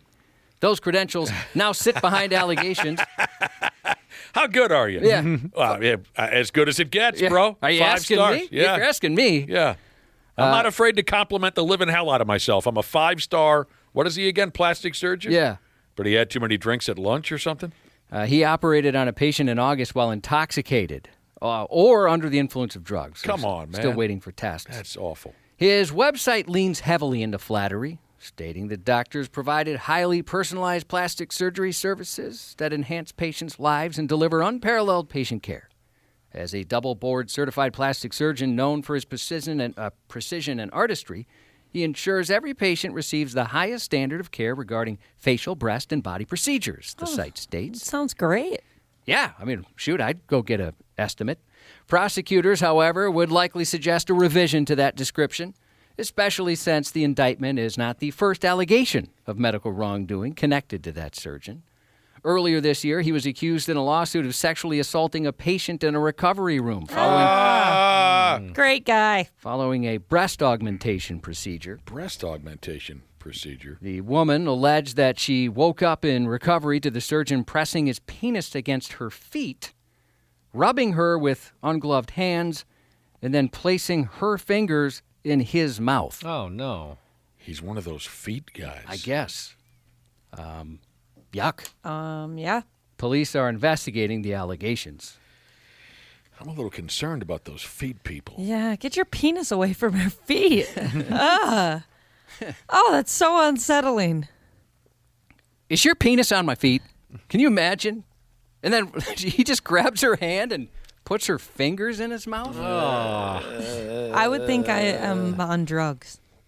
Yeah, I mean, sure, she's coming out right. I'm sure that's why he took advantage of her. She's coming out of whatever they had her on. Shady characters. You know it. At least 41 young men in South Africa are dead as a result of having their foreskins removed, a toll that emerged in November and December during procedures intended to guide boys into manhood, but instead carried dozens of them toward morgues. What? The investigation into the operation began with a tip, drawing attention to what authorities later said were circumcisions carried out as part of traditional initiation ceremonies, described as a rite of passage into manhood for young men from different ethnic groups across Africa. Participants were sent to initiation schools, where they were taught the cultural values and responsibilities of adulthood, and where circumcision forms part of the curriculum. Everybody gets in line and waits their turn? Yeah, and it's like, okay, here you are, you're making this transition, hand me that foreskin. And they didn't do it right? No. According to officials, after having their foreskins removed with dirty scalpels, the men developed gangrene, sepsis, or severe dehydration, complications which ultimately led to their deaths. Oh, my. Even those who had a change of heart and wanted to keep their privates as is, they weren't spared. Some of the young men who were reportedly backed out were stabbed, drowned, or beaten to death. Oh! South Africa's Traditional Affairs Minister attributed this year's deaths to negligence by parents and the schools themselves, saying they failed to follow safety standards and medical guidance. That sounds like something from the 1500s. I know, it doesn't sound like... Sounds like a story from centuries ago. Right, 41. Here's your random foreskin fact. Oh, good. Scientists can use one circumcised foreskin to grow almost 4 acres of new skin, which can be transplanted onto burn victims who now shrink when cold. Good Lord. Acres of skin. Oh, It sounds From that little foreskin of yours. a lot of skin. so terrible. Do you guys know there's foreskin consultants now? Or maybe there always has been. Meaning what exactly? Like when our son was born, they sent a person in to discuss the positives and negatives. And you had the same thing, Ashley? No, we did not. You didn't have one of those? Nope. Well, maybe we went to the wrong Walmart. I'm not. Maybe we should have went to a hospital. So you sat and took part in this foreskin seminar to learn everything that was about to happen to my godson? Yeah, I didn't know. I'd never heard of it, but they're like, hey, we're bringing in the foreskin lady. And she came in and kind of had a brochure on the pluses and minuses. And Yeah. that was that. No, we just had the doctor come in, and he's like, so are you doing this? And we're like, yup. And then he was like, do you want to come watch? If like you can if you want. And I was like, absolutely not. And my husband went and watched. Yeah, he said, well, if I'm going to, if we're going to have this done, I think one of us should check Really? it out. And I He was like, wanted yeah. to. I couldn't sit through something like that. Yeah, they didn't let us do that. But yeah, he found out that there was a time, I'm sure plenty of people know this, but there was a time not too long ago where they did not do any numbing on the babies. So they would just go for it. Oh, really? Yeah. But now they numb it up. And my husband was like, wait, like, how long ago? He's like, well, how old are you? He's like, oh, I'm 29. And he was like, I mean, there's a chance you might not have been numbed up. And he was like all concerned, asking his parents, like, was I numbed? He turned out okay. Yeah, exactly. So, Josh, when you went... Yeah, kind of okay. When you went to this foreskin seminar, was there ever a time during the process where you considered not going through with it? Well, I mean, I listened. I'm sorry, did I call it a foreskin seminar? Circumcision seminar. Well, it's about foreskin. Sure. Yeah. I mean, it gave me pause for a second. When she came in, I didn't know it was like, I thought like religious reasons would have you go one way or the other, but yeah, she just talked about different health benefits or everything from like stigmas in the locker room on. It covered everything. I think she worked there. My God, maybe she didn't work there. No, jeez. A common thing now, Ashley. So you did or did not ever consider leaving the turtleneck on my godson? We just did half and half. We couldn't decide. Oh, nice. So he has half a foreskin. He has a two-skin. Did your wife let you make that decision, Josh? I told my husband he was in charge because I was like, I don't have a penis. I don't know. I don't care. I don't even know what question you asked, but my wife didn't let me make the decision. I don't know if there's ever been a decision that I'd be trusted with. Yeah, that's probably a good call. A Dutch wedding learned the hard way that vows written by a chatbot can charm a room yet end a marriage. In a rare case of post-wedding sex lasting longer than wedlock itself, well, they are Dutch. The couple saw their marriage annulled after the officiant relied on ChatGPT-generated speech meant to amuse the guests, but one that failed to satisfy the law. During the ceremony, the officiant asked whether they would continue supporting each other, teasing each other, and embracing each other even when life got difficult. The couple replied, "I do." And the officiant went on to declare, not only husband and wife, but above all a team, a crazy couple and each other's love and home base. That wording later became the sticking point, as the court prefers legalities over laughs. A judge determined the couple had not actually sworn to fulfill their marriage duties, a requirement under Dutch law, and ordered that the marriage be annulled and removed from the city registry. They got to go through it again. I don't get it. Did they need, like, when they go and verify their marriage or whatever, do they, like, request to watch a video of... Yeah, or maybe you have to submit the vows or something. How would they find out? Yeah, I'm not sure. Somebody rat him out? Yeah. Like an ex-boyfriend or something? That doesn't count. He didn't say the official words. 2 employees at an Ohio restaurant are facing criminal charges after police say a fake robbery report sparked a major emergency response. Cops were called to Rubens Deli and Restaurant following calls of an active robbery involving multiple masked suspects. Given the seriousness of the claim and the potential danger to the public, police had all available patrol units and detectives were sent to the scene. But when they arrived, within just minutes, the alarming picture painted by the calls quickly fell apart. There were no signs of a robbery in progress, customers were still seated inside, and everything looked business as usual. As officers began sorting through what didn't add up, a preliminary investigation revealed the entire report had been fabricated as a prank by 2 restaurant employees. Authorities later determined the hoax involved artificial intelligence-generated content, which they said mirrors a growing social media trend. Police say one employee created an AI-generated image using ChatGPT and sent it to a coworker who forwarded it to the restaurant's owner. Convinced the image showed a genuine crime, the owner called police. The department issued a warning about the consequences of such actions, saying these false reports divert critical resources away from real emergencies, may endanger lives, and undermine public safety. They went on to say anyone involved in this type of behavior who violates state law will be arrested and prosecuted to the fullest extent. Do you think those employees were fired? They were fired, yes. So it's just a couple shortly after they found out. Just a couple of stoned high school kids looking for a few laughs? Yeah, I don't know how old they were, but they, I guess one guy said, hey, I made this is pretty funny, and they thought, well, let's prank the boss. Maybe not realizing that it would freak the boss out enough to call in the entire police force, but that's what happened. Idiots. Today on Paramount Plus, the streaming premiere of The Running Man. Liam Hemsworth, younger brother of Luke and Chris, 36 today. Dr. Derek McDreamy Shepherd on Grey's Anatomy. Patrick Dempsey, 60. Oh, 60. Seinfeld's Julia Louis-Dreyfus, 65. Happy 20th anniversary to Lindsay from Box Truck Rapper Jesus. Lumber Snack text in a happy birthday wish to his beautiful wife, Mater Tot. Happy birthday to Metal Grinding Deburring Jesus. Happy 32nd to Hikes with Cats Jesus. And happy birthday to Love in the First Degree Jesus, who says he turns, quote, 50 freaking 8 today. Happy birthday to you, and that's 93X News. Randy Shaver. On the Half-Assed Morning Show. This was a huge letdown. This was my Christmas present, and I got a loss. Oh, no. You probably would have rather had Cole, huh? Yeah, probably. I'm feeling two of two things. A, I want A.J. Brown packing his bags, and I want him somewhere else that is not here.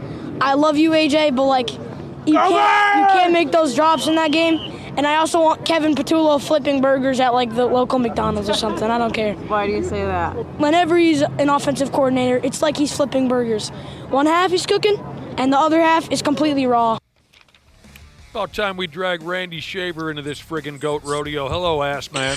Good morning, good morning. And C. Willie Miles, too. How you been, C. Willie? Happy New Year, everybody. You too. Happy New Year to you. What have you been out of town golfing? All that. Yeah? I've been doing it. Yeah, man. Chilling, golfing. You go to a warm weather destination? Of course. Where'd you go? Arizona. Arizona. Oh. Yeah. Nice. Seems like you can do what you wanna. For golf? Is that why you went? Oh, yeah. Yeah, it seems like that's the place to go. Yeah, my daughter's down there, too, so. That sounds very nice. Free living. There you go. Hey. Shaver cool. knows about that. What does it mean to say free living? What is that? Well, you send them to college, you ain't getting that money back. You might as well go stay with them, eat up their food, Right. and sleep in their bed. Don't make the bed. I don't even do it before I leave. That's right. Leave it in total disarray. Absolutely. Just walk out the door. Eat everything. And just say, see you next time. Right. Eat on the couch, just grab snacks. Don't even get no napkin and then hold it in your hand. It was her treat the entire time? Oh, always. Nice. Yeah. It's about time you caught a break. Well, you take them out to dinner once when you're down there. Yeah. I mean, she's married. Well, I Yeah. take them out to dinner and just to, because I'm not going to do nothing else. Right. You know what I mean? Just like, I've done everything. This is all you just kind of grease the wheel a little bit. Let them know that I still love I still got a little bit of money left, but after this meal, it's all on you. Right. I'll take them somewhere nice, too. Let them know. Yeah. I still Yeah. got Daddy okay. but I need this 5-star treatment when I come down here, and That's I don't want to pay for it. Well, I think you've earned that. Absolutely. You've earned the hell out of that. Oh, because anytime you got kids, you give them money, that's a black hole. It ain't coming back. You just got to hope they make something out of themselves, hope they do something, and you can get to enjoy a piece of it. You know what I mean? Especially when you pay for their education. Oh, for sure. I told my son-in-law, look, Mike, I'm handing you a debt-free young lady. Like she had no long. I paid everything. We did. I should say my wife. You told this to your son-in-law. I told this to my son-in-law. I said any debt she incurs is yours. I am done. She's your problem now. Yeah. She has we told she has a car. She has her own place to stay, and she has a 700 credit score. Right out of college, that's a good credit score because you ain't got no real job, money. So you can't really, we didn't want her borrowing money at that point in time. It goes up that high? I just checked mine. Are you sure it goes up this high? It goes higher than that, Josh. Yeah. No, it doesn't. Paying for your kids' education. See, my brother and sister and I, we never presented that kind of problem to our parents. Right. Where they had to pay for our education. Scholarship. We didn't qualify for that type of a thing. My parents just told me to screw off. They're like, nah, you're going to college, but you're paying for it too. Right. I didn't. I had to scholarship my way through. I didn't. I had no choice. By the way, that audio we heard as our intro, this kid nailed it. I wonder if he borrowed this from his drunk uncle or something. Yeah. But the last line especially. Yeah. Maybe Cubby wants to play it again. That was it's a young Philadelphia Eagles fan out on the sidewalk. He was cooking. After the Eagles lost to the 49ers, the local television news pulled him aside, put a mic in his face, and he went after wide receiver A.J. Brown and offensive coordinator Kevin Patullo. He did very well. He handled himself very well. This was a huge letdown. This was my Christmas present, and I got a loss. Oh, no. You probably would have rather had Cole, huh? Yeah, probably. I'm feeling two of two things. A, I want A.J. Brown packing his bags, and I want him somewhere else that is not here. I love you, A.J., but, like, you can't make those drops in that game. And I also want Kevin Patullo flipping burgers at, like, the local McDonald's or something. I don't care. Why do you say that? Whenever he's an offensive coordinator, it's like he's flipping burgers. One half he's cooking, and the other half is completely raw. Whether he borrowed that or not, he handled himself very well. The delivery was pretty good, even if he borrowed it. I like he the nailed little rasp Yeah. he has in his voice. He kind of reminded me of the younger brother in the movie 16 Candles. This is my Christmas gift. I know it's a deep reference there, but the younger brother from the motion picture. As usual, I couldn't bring myself to watch Karen Rodgers on television last night. Well, you didn't miss much. The final game of the NFL's opening round of playoff games took place last night. It was Karen Rodgers versus whoever the Houston Texans are. Houston won the ball game by final of 30-6. My God. It was not that close, though. No. It was not that close. No, it was not that outrageous. Outrageous, yeah. It was 7-6 fourth quarter. Oh. So things got out of hand fourth quarter. I thought if you win 30-6 and it wasn't that close, my God. I misspoke. I know what you mean. It was a close game until the fourth quarter. So Houston goes on to play New England in the next round. And that's going to be a great game. Last night was the Texans' first ever playoff road victory. Now, someone texted and told me that if last night was Karen Rodgers' final National Football League game, and I hope it is, unless he wants to play here for a few years.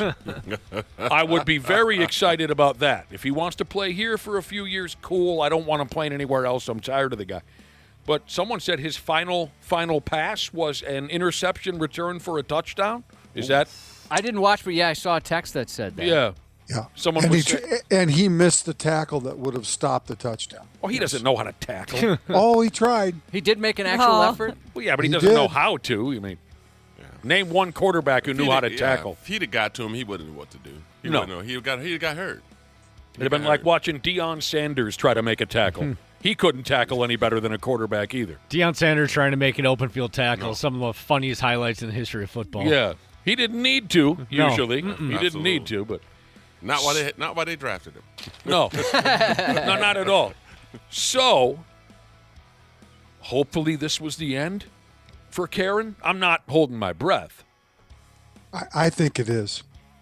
Well, that would be wonderful. I think it is. With one exception, of course. He's not coming here. That's not going to happen. You don't know. You don't know that. It's not going to happen. You don't know what the hell. So there you go. And it's going to be interesting in Pittsburgh because, Mike Tomlin, there are a ton of rumors and conversation. I mean, they've lost 7 consecutive playoff games. Right. Under Tomlin. He's been there forever. He's been there 18 years, or whatever it's been. He did win the division this year, but it was nip and tuck until the end. Yep. Rodgers defended him last night in the postgame, saying if this guy's on the hot seat, that's just crazy because he's such a good coach. But there's a lot of conversation that he could end up doing some TV stuff. If he wanted to leave Pittsburgh and go somewhere else and start fresh, he easily could do that and land a job somewhere else. I think it's going to be an interesting conversation in Pittsburgh to see if he comes back. I couldn't care one way or the other. And Nick, if he does come back, that's probably the only landing place for Rodgers if he wanted to play one more year, because he really has a lot of respect for Tomlin, and he's said multiple times this year that he's had a very fun time playing in Pittsburgh, that he really enjoyed it. So we'll see. I'm cool either way because, like I said a week or so ago, the Pittsburgh Steelers have been a pain in my ass since I was a kid. Oh, I hate the Steelers. Here's a listener who texted in. to say he watched Karen Rodgers' attempted tackle. It had Cam Newton in the Super Bowl energy. Remember when Cam Newton, who I love, embarrassed himself in the Super Bowl by not diving for a fumble because it might have hurt his delicate hands or arms? It gets rough down there. I remember that very well. There's a fumbled football, and all these big, giant linemen are diving after it, and Cam Newton just kind of went, ah! He thought about jumping in there, but then he said, ah! Because everybody knows if you're a quarterback and you're going for the ball, ain't nobody going for the ball no more. They're trying to break your arm, break your finger. They grab you by the nuts. Grab your balls. Yeah. I'm sure I'm speaking from experience. They grab you by the balls, Shea Willie, and they give you the anaconda squeeze. That's right. And we'll not let it go, man, till the ref blows the whistle like 8 times. Another text message that came our way, Randy Shaver, C. Willie Miles said, if you want a good Super Bowl, you should be rooting for Houston and Seattle. 2 great defenses. Yes, I agree. I think Houston's going to beat New England. I'll go along with it. I do. That defense is outrageously good. I mean, outrageously good. So I know the Patriots are really good. Drake Mace had a fantastic season. There's a lot of things to like in New England, and they have a really good defense too. But I like the Texans. Karen Rodgers says Karen's last throw last night was an interception. When he was playing in Green Bay, his last throw was an interception. So you're saying it's a pattern. That sucks. There is a pattern here. By the way, kids are so SAWFT soft these days. It says here, Pittsburgh area schools delayed start times today so ungrateful children in town could stay up to watch the Stillers playoff game. Do you think that's really so that teachers could stay up and watch the playoff Right. game? Administrators, bus drivers, that sure. kind of thing? Yeah, they're just framing it in a way that makes the adults look less soft. Yeah. Exactly. Well, they probably had it set up to do this thinking Pittsburgh might win. And so that might be a little bit of a celebration kind of a thing last night, but that did not happen. So. Well, no, it did not happen. Could have happened, though. I mean, it was only 7-6 fourth quarter. The Steelers they could not do anything offensively last night. Just amazing that they could not get in the end zone last night. All right. God dang it. I don't want to talk about friggin' stupid J.J. McCarthy anymore. I don't want to talk about Kelvin O'Conrad anymore. Yeah, let's take a break, can we? Well, no, I'm trying to, but a text message just came in. We don't have to say the names out loud that I just said out loud. But because of this text message, there is a chance that someone might flub up and say. So can we make a pact not to say those names? Deal. And still have this conversation. It's a question for you, Randy Shaver. It's from Blackbeard Jesus, and it says, what do you think of the chance that the Vikings could land Justin Herbert?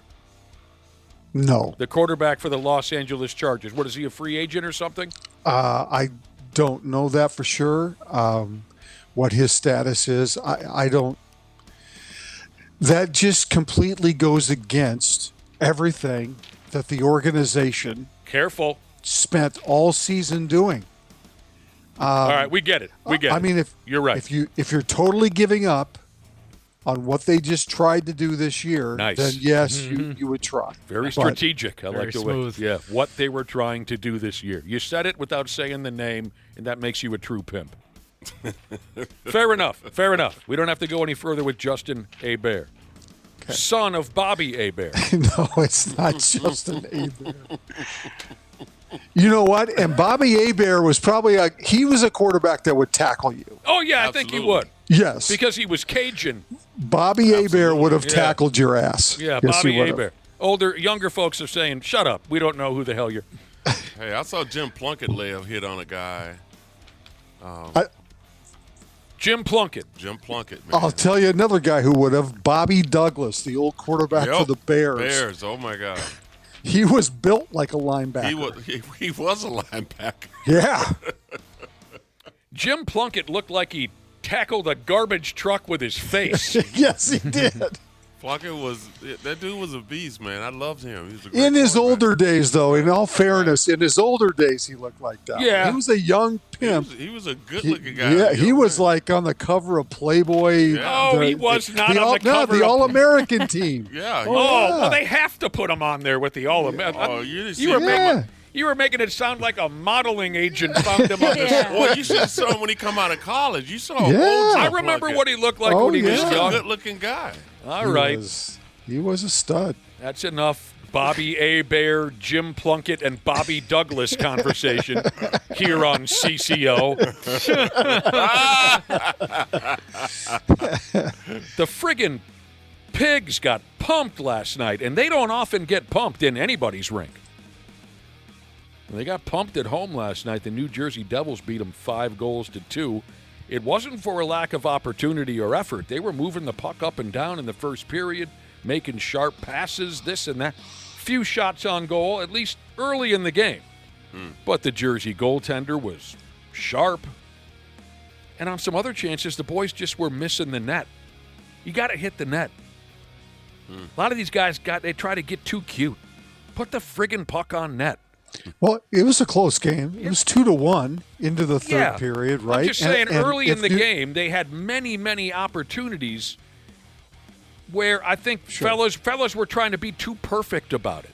Easily could have been tied 1-1 at the end of 2. They give up a goal with like 8 seconds left in the second period, and then there's that rash of goals in like 2 minutes where the Devils just took over the game. But Marcus Foligno scored on the power play. So with we've got 11 that. seconds left, I know. We're gonna 19 seconds left. Oh, we're going to talk to Marcus tomorrow. Yeah, absolutely. I wanted to bring that up. Foligno got on the board. It was an empty net. No. They were. It was a legitimate goal. They were down by 4 goals at the time with 19 seconds left. Did you see the look on Foligno's face after he scored the goal? He almost looked a little embarrassed. You'll have to ask him. Yeah. He had a look on his face as if he was saying, sure, I finally scored a legitimate goal, but the game was over 20 minutes ago. You know, the crowd is in the bathroom. You know, Nobody saw it. No. New Jersey played a great game. They're not a great team on paper, but they played a great game. They took advantage of their chances. So this was the third time Pigs defenseman Quinn Hughes, otherwise known as Booger, the third time he faced his 2 younger brothers, Jack and Luke, in an NHL game. They had played all together a couple times prior, which is adorable. Quinn, Luke, and Jack. That reminds me of one of my favorite T-shirts I've ever seen somebody else wear. A pal of mine had a T-shirt that pictured a bunch of kids on a school bus, and one of the kids has a little thought bubble above the kid's head, and the kid is saying, "Stop the bus and let my brother jack off." Or you could say, "Stop the bus and let my brother jack off." I don't know why, but I still laugh every time I think about that T-shirt. Of course. Up next for the Man-Bear Pigs, the Winnipeg Jets play here Thursday night. What else did I have hockey-wise? The spray tan man got the gas. Got fired. All done. Dino Evison there, who left here, I don't know when it was, 2 years ago, went to coach Columbus. He got fired again. I got more time in the spray tan booth, I guess. The spray tan man, Randy Shaver. Didn't last long. If you can't make it in Columbus. Oh. They actually probably did him a favor. If you can't make it in Columbus, hello, Moose Jaw, Saskatchewan, probably. Yep. Wow. Yep. The internet's been going crazy talking about a University of Minnesota women's hockey player who pulled off some of the nastiest stick handling you'll ever see. It's crazy. Yeah, it's cool. Over the weekend. What a bad bitch. Hello. A forward by the name of Abby Murphy. She'll be playing at the Olympics, they say, for the United States Hockey Club. So the Lady Gophers were playing Mankato over the weekend. Bunch of 35-year-old ladies on the Mankato team. and she pulled off a terrific move. Is this up on 93x.com? Yes, it is. Coming in one-on-one skis with a Mankato defenseman, this Abby Murphy, you got to see it. I'll give it my best explanation. She flipped the biscuit up into the air ski and then bounced it down between the legs of the defenseman, almost like she was dribbling a basketball with the blade of her stick. And she regained the puck and tapped it over to a teammate for a goal. It was very slick to watch. Wow. Check it out on our website. Show me, Abby. Yeah. Point that at C. Willie Miles. I know you don't watch a lot of hockey, but I bet you'll love this move. It's one of those moves where if it had failed, everyone at home would say, oh, come on. But it didn't. She nailed it.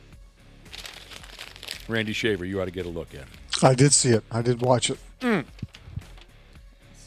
right, I'm showing C. Willie. Yeah, see the puck goes up there, and then she taps it down, and then she moves it over to her teammate. And it happens so fast and so effortless. Yeah. Thank God I was looking at the right girl. Yeah. Otherwise, I know, right?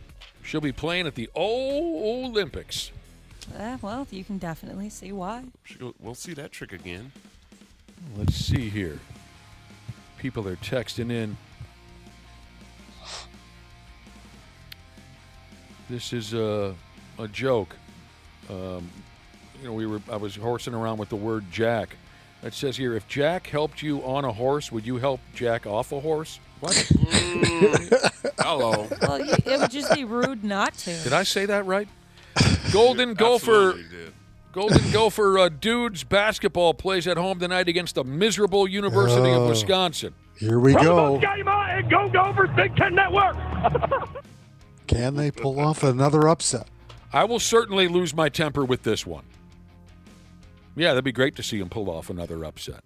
Yeah. It sounds like this year ball game begins at 6 o'clock. It will be televised on the big, right there, PJ said it, the Big Ten Network. Friggin' Wisco coming to town. The Timberwolves are also dealing with an awful Wisconsin-related problem. They play at the Milwaukee Bucks tonight. That ball game is on schedule for a 7 o'clock start.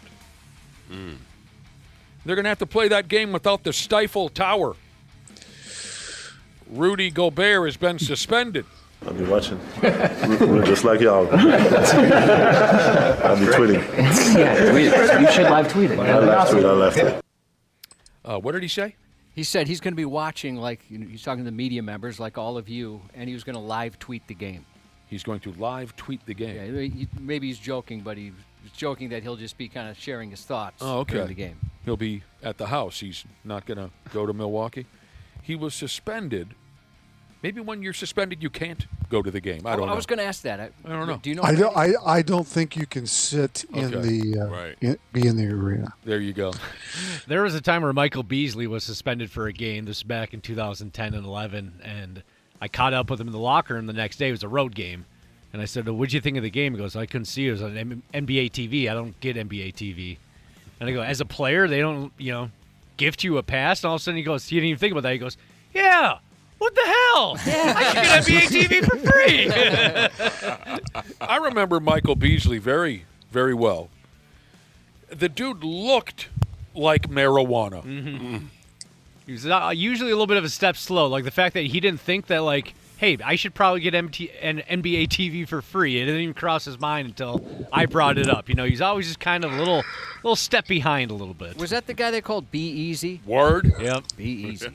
He looked like marijuana. I know that's kind of confusing to say that, but if you've never seen marijuana, look up Michael Beasley on Google Images. That's marijuana. I also remember a time he came into the locker room and he had scratches, like deep scratches all over his face. And we're like, hey, B, what happened, man? He goes, I got into a fight with the Tasmanian devil. I go, okay. Just left it at that. Well, first off, what were you, a towel boy or something? What the hell were you doing in the No, I was covering the team as a media member. Oh, right. Mm-hmm. Yeah, that's right. I had forgotten that. He was an interesting man.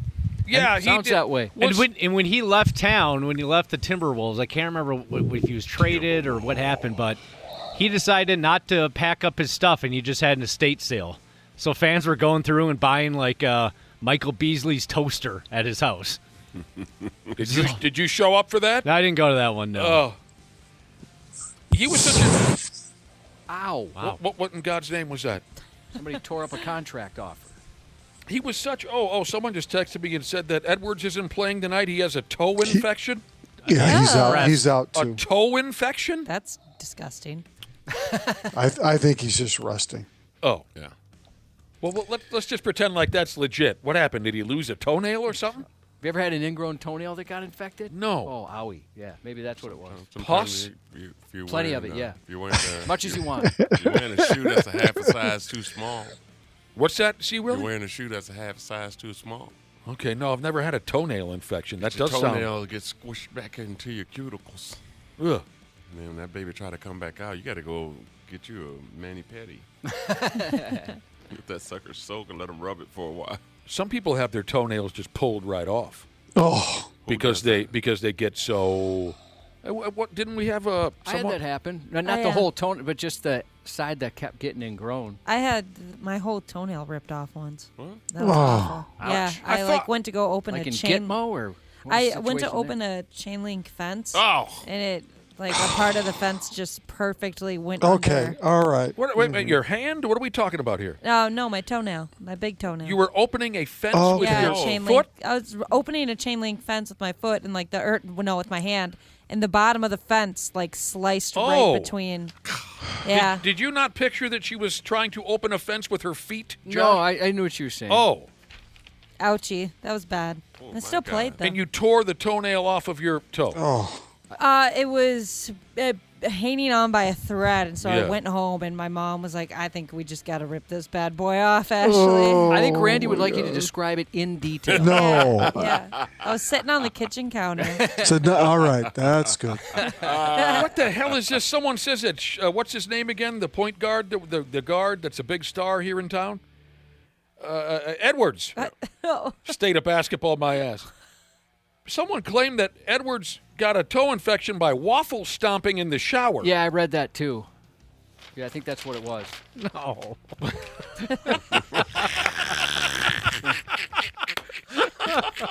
That's how I got mine. It wasn't even my shower. That's horrible. Oh, no, you don't waffle stomp your own shower. That's gross. Yeah. You do it to somebody you don't like. If you don't know what that is, don't look it up. No, look it up. Wait till after breakfast. I've heard stories, and I thought we just had this conversation recently, where some folks, and I can't believe this hasn't happened to me because my feet are atrocious, some folks' toenails get to be so bad that they just have them removed professionally by a doctor. They get them lasered off or pulled with a pliers. I don't know. Oh, how they, God. Okay. That sounds like torture. You're going to have to hang in there, Randy. Well, that's interesting, a toe infection. I tore my thumbnail off when I was a kid. What are we doing? Okay, enough of the losing your nail talk. You're going to have to hang on, Randy. You're going to have to be an adult about this. I was playing hockey down at Claperick Field in Wayzata as a young kid, and I slammed the door of the rink onto my thumb. And wah-wah-wee-wah. I think I lifted 6 inches off the ice from the pain. I remember it very vividly.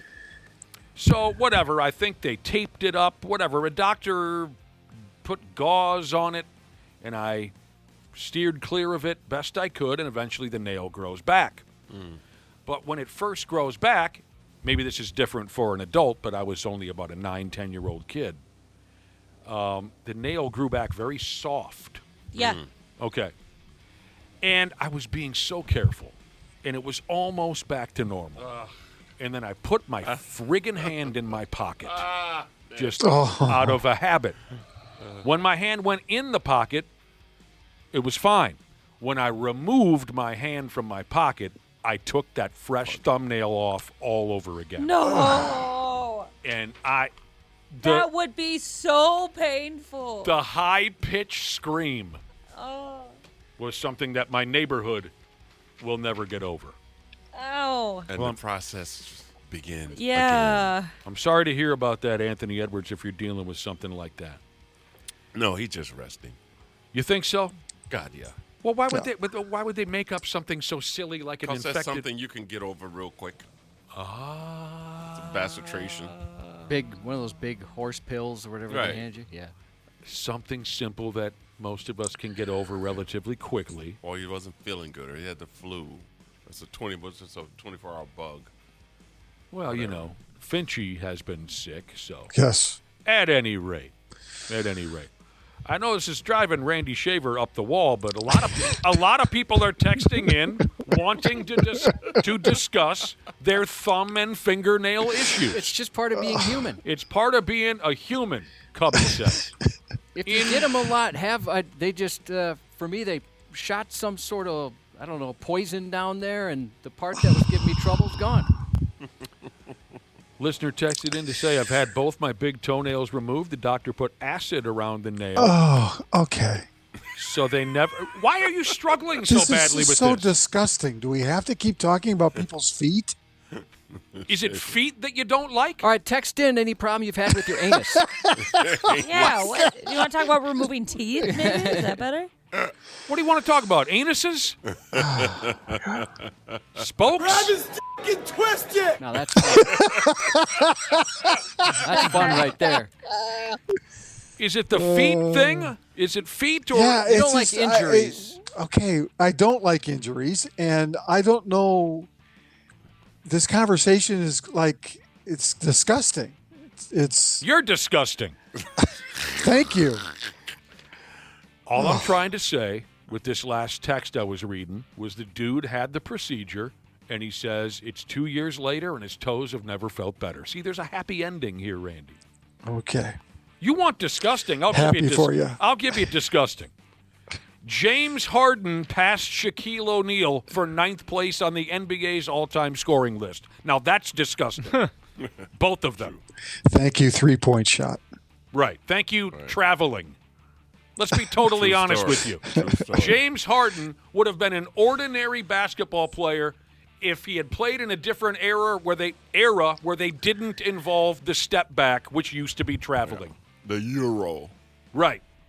Euro step, the step back, all that. It's just, honestly, and I know people, I have friends, and I coach basketball at the Division II level. I know a lot of professional basketball players, but they're the older guys that played in the 80s, right. and the 90s, back before this crap was cool. And I bet they hate the step back. Yeah. I don't get this whole extra step, and it's so much traveling. Oh, God. And switching of pivot feet. Oh, God. I can't even watch the games hardly anymore. It can be really frustrating. And I know I sound old, and I am, but I just play the game, man. Shave, you know what I'm talking about, right? It's tough to watch at times. Because I grew up watching them, in the 80s and the 90s or 70s even, man, when you had to keep your feet down. These kids now, they switch feet and. How many 3-point shots would Reggie Miller have hit if he was allowed to walk all over the basketball court? All over the court without the ref blowing a whistle. Oh, yeah, back to Rudy. So Rudy Gobert was suspended because of all of his flagrant fouls he's picked up over the course of the season. Yeah, oui. You know, what did you say? Oh. Oui. Oui. That was beautiful. Yeah.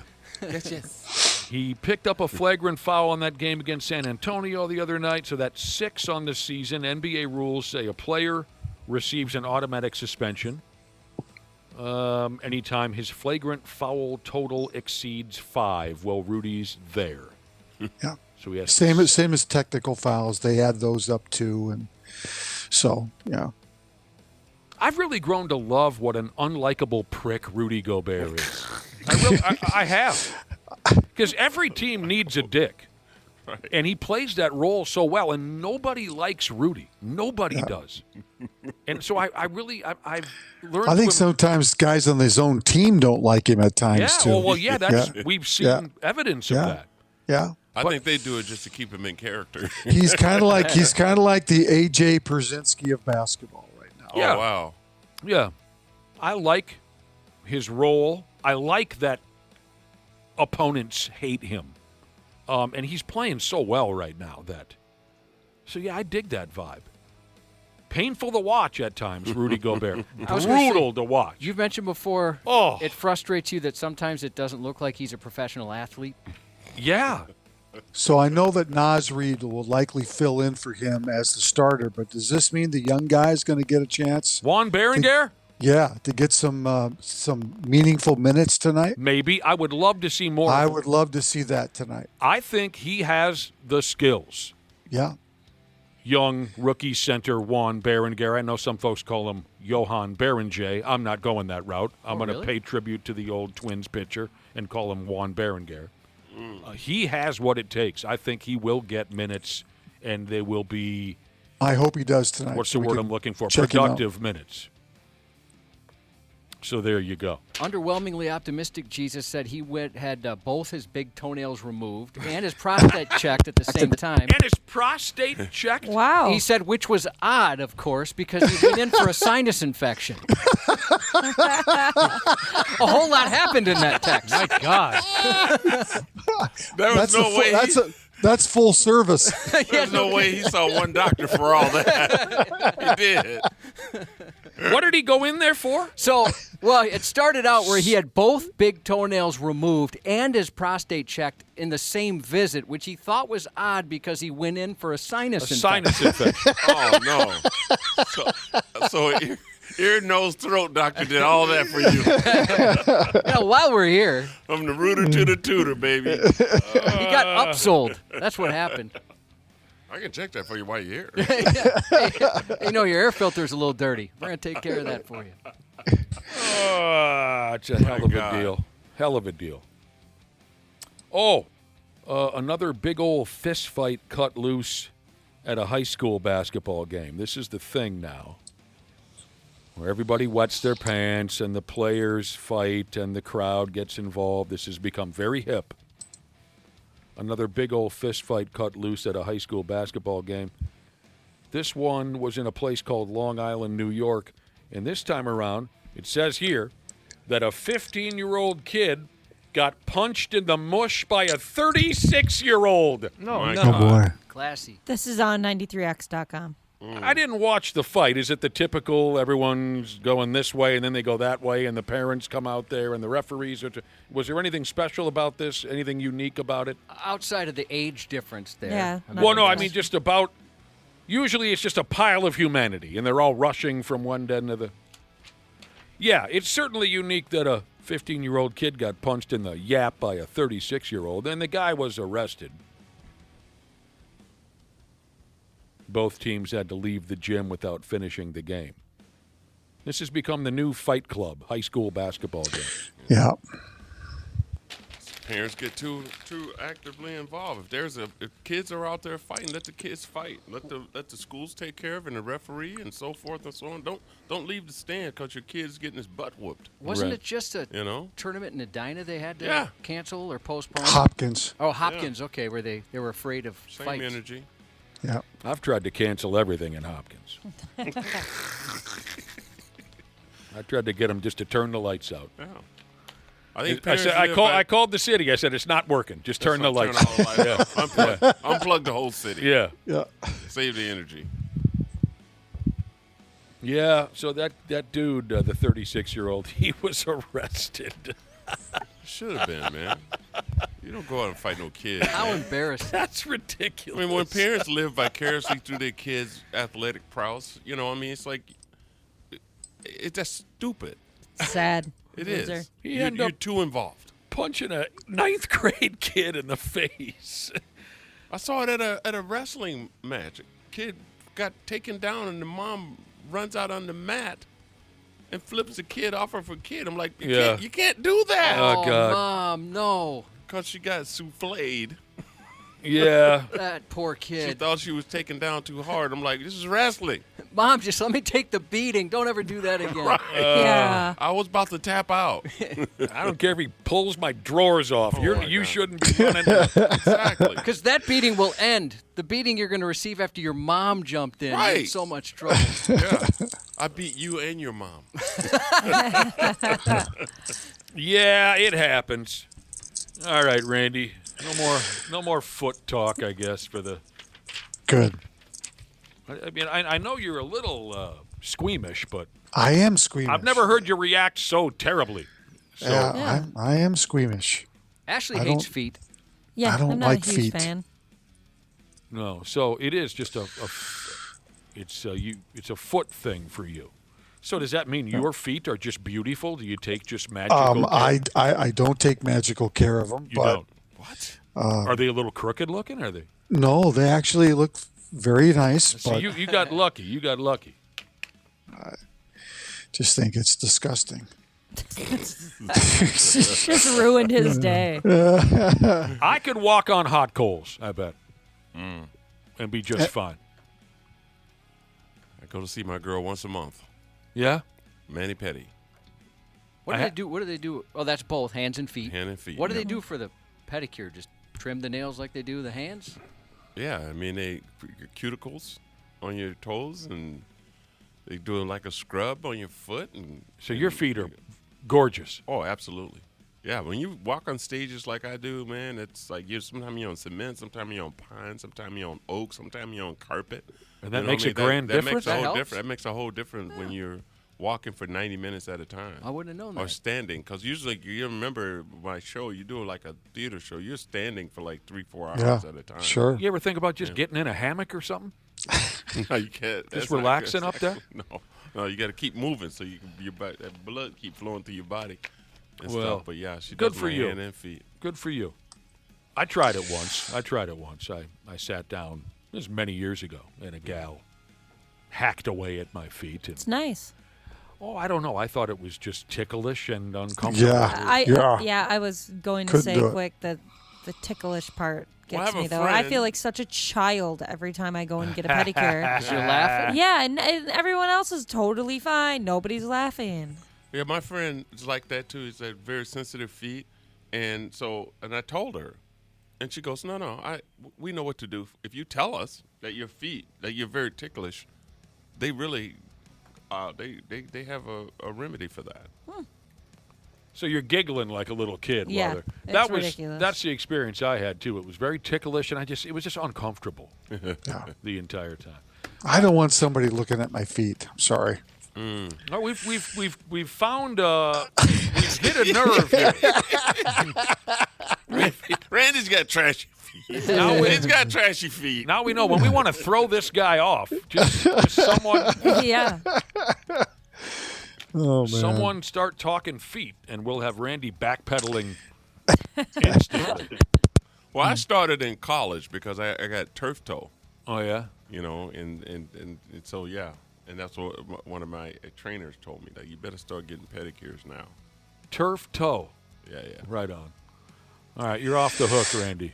All right. You're off the hook. We'll talk to you tomorrow, man. We'll say goodbye to Coy Parrish. Oh. Officially transferred to Oregon. Oh, I was unaware. Yep. So Coy Parrish is gone. He's going to play for the Oregon Ducks. He's not that good anyway. Well, he didn't have as good a year last year as he did his freshman season. We'll I'm see what kidding. happens He's in a Oregon. talented kid. I wish He him is. well. He is, and he's going to get a chance likely to maybe get into a playoff situation in college. And I'm sure he's going to make a lot more money and all that kind of stuff. So, Word life. Yep. Word life, Randy. We'll talk to you tomorrow. See ya. More with C. William Miles when we come back here in a few minutes. Half-assed Morning Show. 93X. Happy New Year, podcast pals. Dana here to give my daily love to everybody at Standard Heating and Air Conditioning. Just a quick brag, I'm a Smart Club member. And yeah, it's a big deal because when the polar vortex hits, your house will let you know real fast. That's why right now is honestly the best time to do comfort upgrades. Standard's running a ton of specials right now. Things like whole home humidifiers to fix that dry winter air, UV lights to help keep the air cleaner, and ERVs that bring in that fresh air without dumping the heat. Trust me, you will notice a difference in a big way. Be cozy this winter. Standard Heating and Air Conditioning, providing the comfort you deserve since 1930. Online at standardheating.com. Years of hard work, and now you've got pain in your back, your shoulders, your knees, maybe your joints. You need help. Randy Shaver here with the answer. Dave Bialke. He's got over 30 years experience in getting workers' compensation benefits for people just like you. Don't suffer. Call Bialke Law today, 763-571-2410, or go to bialkelaw.com. That's BIALKE law.com. And it spells relief for you. The CJ Pearson Show. I'm CJ Pearson, and I'm the host of The CJ Pearson Show. Every single week, we'll take on the biggest cultural, political, and moral battles in America head on. No spin, no filters, and well, no apologies. We'll break down the biggest stories shaping our culture from a Gen Z perspective that refuses to be managed, muted, or manipulated. Bold truth, real conviction, zero permission. This isn't punditry, it's a generational takeover.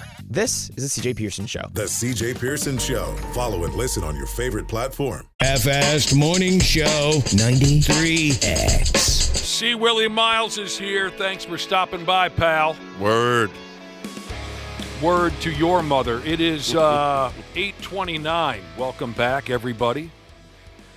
Everybody and all of y'all, welcome back to the 93X Half-Assed Morning Show. Before we go any farther with this, let's see Willie Miles in on something we covered earlier this morning. Who have you been told is your celebrity doppelganger, C. Willie Miles? What famous person have you been told you look very similar to? Darius Rucker. Ah, that's right. You told the great story about how you were mistaken for him. Yeah. I can see that, sure. Played it out, too. Can you tell us that one more time? That I forgot. Well, I was at the airport. Yeah. And this person was just really, was honestly convinced that I was there. I had my baseball hat on. And it was just that, I don't know, but I've been told that so many times. Yeah. That and people stare at me, and my wife says it all the time. Yeah. But this lady, she was 100% convinced that I was Darius Rucker, and I just didn't want to admit it. Hilarious. So I wind up there taking a picture with her. That's awesome. Beautiful. You do look like Darius Rucker. One of my pals, that's a great story. I'd forgotten about that. You do have a resemblance to him. You know what the problem was, too? I had a hat on, a baseball. I was going golfing. Yeah. And I had everybody knows that Darius Rucker's a big golfer. Yeah. Right? And he wears baseball caps a lot. Right. Yeah. And that's exactly what it was. And I've seen that. I actually posted something on Instagram years ago about doppelgangers. And I looked at the picture, and someone said, you could be his brother. Yeah, you really could. Yeah. One of my best pals looks a hell of a lot like the singer Pit Bull. Specifically, if Pit Bull had just won a pie-eating contest. And he has been chased down and asked for photographs before because people think he is Pit Bull. Yeah. That's fun. Darius Rucker. Yeah, we were talking about it earlier. Josh looks like Squidward from the SpongeBob variety show. Dana looks like the hot dog from Sausage Party. We had a lot of fun with it. And Ashley looked like Beavis. Beavis. Yeah, you heard that. All right. Fire. We've all heard this slogan, right? Just like riding a bike, meaning once you figure it out, you know it forever. But what about the opposite of that? Online dorks have been trading information back and forth about skills that are more like a use it or lose it type of a skill. Meaning you figure it out, you figure out how to do it, but if you go too long, you lose that skill. You forget how it's done.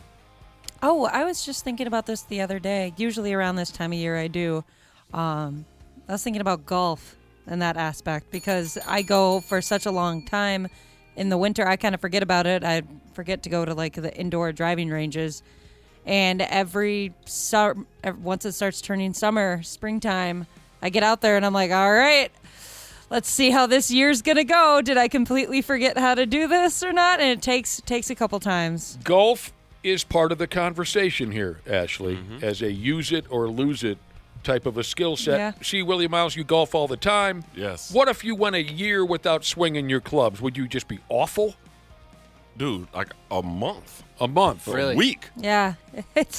You start from scratch. Why does it stress me out, especially in the summer if I go longer than like a week playing? Right. I'm so nervous the next time. Because it's not the big swing, it's the touch swings that you lose around the green when you're trying to chip it under the green, and all of a sudden golf is repetitious. Okay. So you get it. The more you do it, the better you. Yeah. Well. Not the better you get, but yeah, you stay consistent. For some of us, stay consistent. You're either going to be consistently good or consistently bad. Yeah. For some of us, there is a ceiling on how good. Right. Oh, another sport that would probably fall under this would be snowboarding or skiing. Well, I'm not really. I can't really speak for skiers out there, but yeah, snowboarding for sure. I forget how to. I think I've completely forgot at this point. It's been a couple of years. Snowboarding, I've only tried it once for about 20 minutes. Now skiing. I only skied once a year or twice a year maybe when I was a kid and even into my 20s, and I was able to pick that up. I was quite skilled with skis on my feet. I was able to pick that up right where I left off a year prior. I guess Josh is just another one of the gifts that God gave me. I guess so. I skied once, and I almost killed about 15, 12-year-olds on the bunny hill. I was going up the tow rope. I was first time ever on skis. I made my way over to the bunny hill, got on the tow rope, grabbed it, and then kind of lost my footing and went down and took out everybody with me. And I just shamefully took the skis off and walked back to the table we were kind of hanging out at for a radio promotion. I said, that's career on skiing for me. No coming back from that. That was a wrap. That was a wrap. Sorry about your kid, man. Yeah. Sorry about your kid. Yeah, and honestly, it was kids at a birthday party too on a Saturday, and some grown ass man just wipes them out on the bunny hill. Also, part of this conversation on skills that oh God, I have a sneeze that's going to kill everyone in the room. Oh Jesus! Happen, all right, it went away, but it'll return. Also part of this conversation on a skill that would fall under the category of use it or lose it. And isn't this the friggin' truth? Foreign languages. Yep. Is there anybody who took 8th grade Spanish or French and remembers a damn thing? I remember very, very small bits. And when I was a 9th grade kid, it was probably the only class I ever applied myself to was Spanish because I loved the teacher. He was a cool dude. I could rip off Spanish sentences that would blow your skirt up. Yeah. Now I can barely remember 4 or 5 words. I took French for 4 years. 4 years of my really? life. And you don't remember a damn thing? Nope. I was fluent in sign language because I took it for 4 years in college. And when you see press conferences now, they often have an ASL interpreter up there. And I sometimes try to follow along, and I'm completely lost. My husband took sign language in college, and he still remembers most of it. It's pretty impressive. Yeah. Doesn't your wife know sign language, Josh? Yeah, she was my mom too. They're both like interpreters. They've done so that before. cool. They both know it very well. My wife dated a deaf guy, so that's why she learned it. And she said it drove her nuts because if they got in an argument, he'd cover his eyes. And that was it.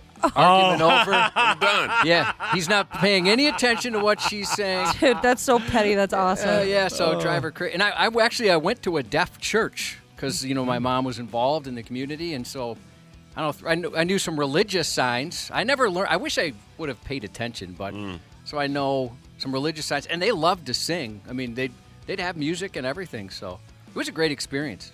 And we had a what's called How'd that sound? Like a regular Catholic church? Like your normal church of people who don't sing quite that often. And we had something called a TDD.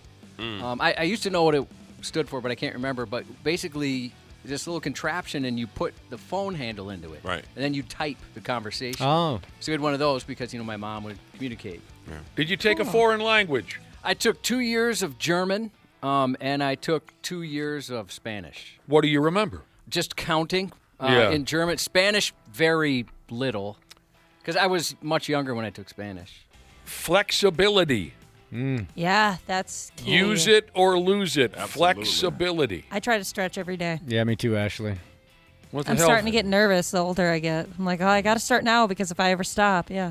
I don't stretch anymore now. I just go to the steam room. Never once stretched. Never did stretch. Huh. That's crazy. I bet your poor body's probably just begging for it. Oh, my wife, she does. That's part of what she does now. She stretches people, and she tells me she has clients in their 90s that are more flexible than I am. Wow. Just never, even like in gym class when you're supposed to, I would just kind of fake it. Never bothered. I always thought it felt good. I was at yoga. I did yoga for years. Oh God, I love yoga. Yeah, I love it. And it was really good for my golf game and everything. But when we moved back here from California, because in California yoga is just huge, and there's studios everywhere, and it worked in the times that I had. Now it's just like 8 in the morning, and I'm not in the mood. So Cheesehead, maybe this is a thing for those of us that took German in high school. Cheesehead for life, Jesus said he had German in high school, and he can only remember how to count to 10. That's all I get. Maybe we focused a lot on counting. It's usually the first thing Well, I think that's the same for a Spanish student or a French student. Yeah. For whatever reason, we remember 1 through 10. Yep. But that's it. That's the end of it. And the cuss words. I don't remember any curse words. Yeah, I never did that. Oh, that was what was great about working in kitchens. If you Right. had people from other countries that worked there, you'd learn the swear words Absolutely. first and foremost. Yep. I hope that pilots don't take long vacations because also in this report on a use it or lose it type of a skill that you can figure out, but you also can forget quite easily. One of the entries here is flying an airplane. That scares the hell out of me. I don't like that. No, that's why they go through the manual every time. They got a book up there, man. They don't just hop in there and fly no more. They got to flip the page. What's this make button do? It's this It says right here, after a month away, your landings are going to be pretty rough. After a year off, you need at least a few flights with an instructor before it's safe to be flying again. God, I wish that pilots remembered every detail of it. But it can be forgotten. Yeah, absolutely. Spreadsheets, I'm not sure what that means. Arithmetic. Yeah. I could see that being out of practice. Yeah. Oh, God. Like some of the algebra and stuff we used to do in high school, no chance. Oh, algebra. Forget about algebra, for God's sake. Yeah, you should see me try to do division at my... Really? Just because I never was terribly strong with arithmetic. But just the fact that I never really was a great student, and I've been out of school for how long now? You should see me do simple addition. I told you before, no one will play cribbage with me because right. All right, well, that's, my addition skills are so limited, or I should say math skills are so limited. That's funny. Forget about algebra, for God's sake. I couldn't tell you a single thing. Yeah, and they told us we wouldn't even survive if I didn't know algebra. They told me that when I was in the 10th grade. Yeah. They said, Willie, you won't make it in this world without knowing algebra. Oh, they I don't. saw my algebra teacher about 25 years ago, and I said, I'm doing fine. Yeah. They use all those scare tactics like cursive. Like if you'll never get a job if you don't know how to write in cursive. I do like being able to write in cursive, though. You still can? Yeah. Oh, heck yeah. I love it. And I can sign my name, and I'm sure I could maybe legibly write something, but it'd be a struggle. Yeah, that's how I normally write, like half, I don't know, what do you call it? Regular writing, half cursive. Oh, I've noticed that, I actually, swear on I your do little that. doodle sheets, actually. I do that a lot. Yeah. Airline pilot Jesus here, he says, that is, he or she, I guess, that is accurate to forgetting how to fly after a month. I don't like that. Yeah. Nobody likes that. No, we didn't I don't need wanna- you to I don't- comment on that. Yeah, I didn't need you to confirm or deny Save it, bruh. And by the way, he sent that text while everybody was grabbing their oxygen masks in the back of the plane. I am flying right now. Yeah, rapidly approaching Earth. Wait a minute, where are we? We're rolling through. Oh, sweet Jesus. We're rolling through a list of skills that once you learn it, that doesn't mean it's going to stay with you forever. You got to keep on it or you'll forget. Unlike riding a bicycle. I mean, I can tell you, and I know it's on the list, but this is a great one, playing an instrument, at least for me. Like, That's all I did. All I did through grade school, or I should say 6th grade, through maybe my sophomore year of college. I spent all my time doing it, and then grunge killed the music I loved, and I lost motivation, and it's just, I go through phases, but barely pick up a guitar anymore, and I'm awful. I mean, I forgot so many things, and just like my skills are gone. Your calluses go away, and it hurts so bad. Playing the guitar is so intricate, I play the drums once a year on our fall booze cruise. And I can fake it, but I'm exhausted when it's over. Exhausted from playing one song. That's a lot of work. I don't know much about drumming, but if that's you faking it, you're pretty good at faking it, man. Yeah. It's man. impressive. You look natural. Well, I you love watching that. guys are wonderful. Like if I picked up a supportive saxophone right now, A saxophone? I was really good.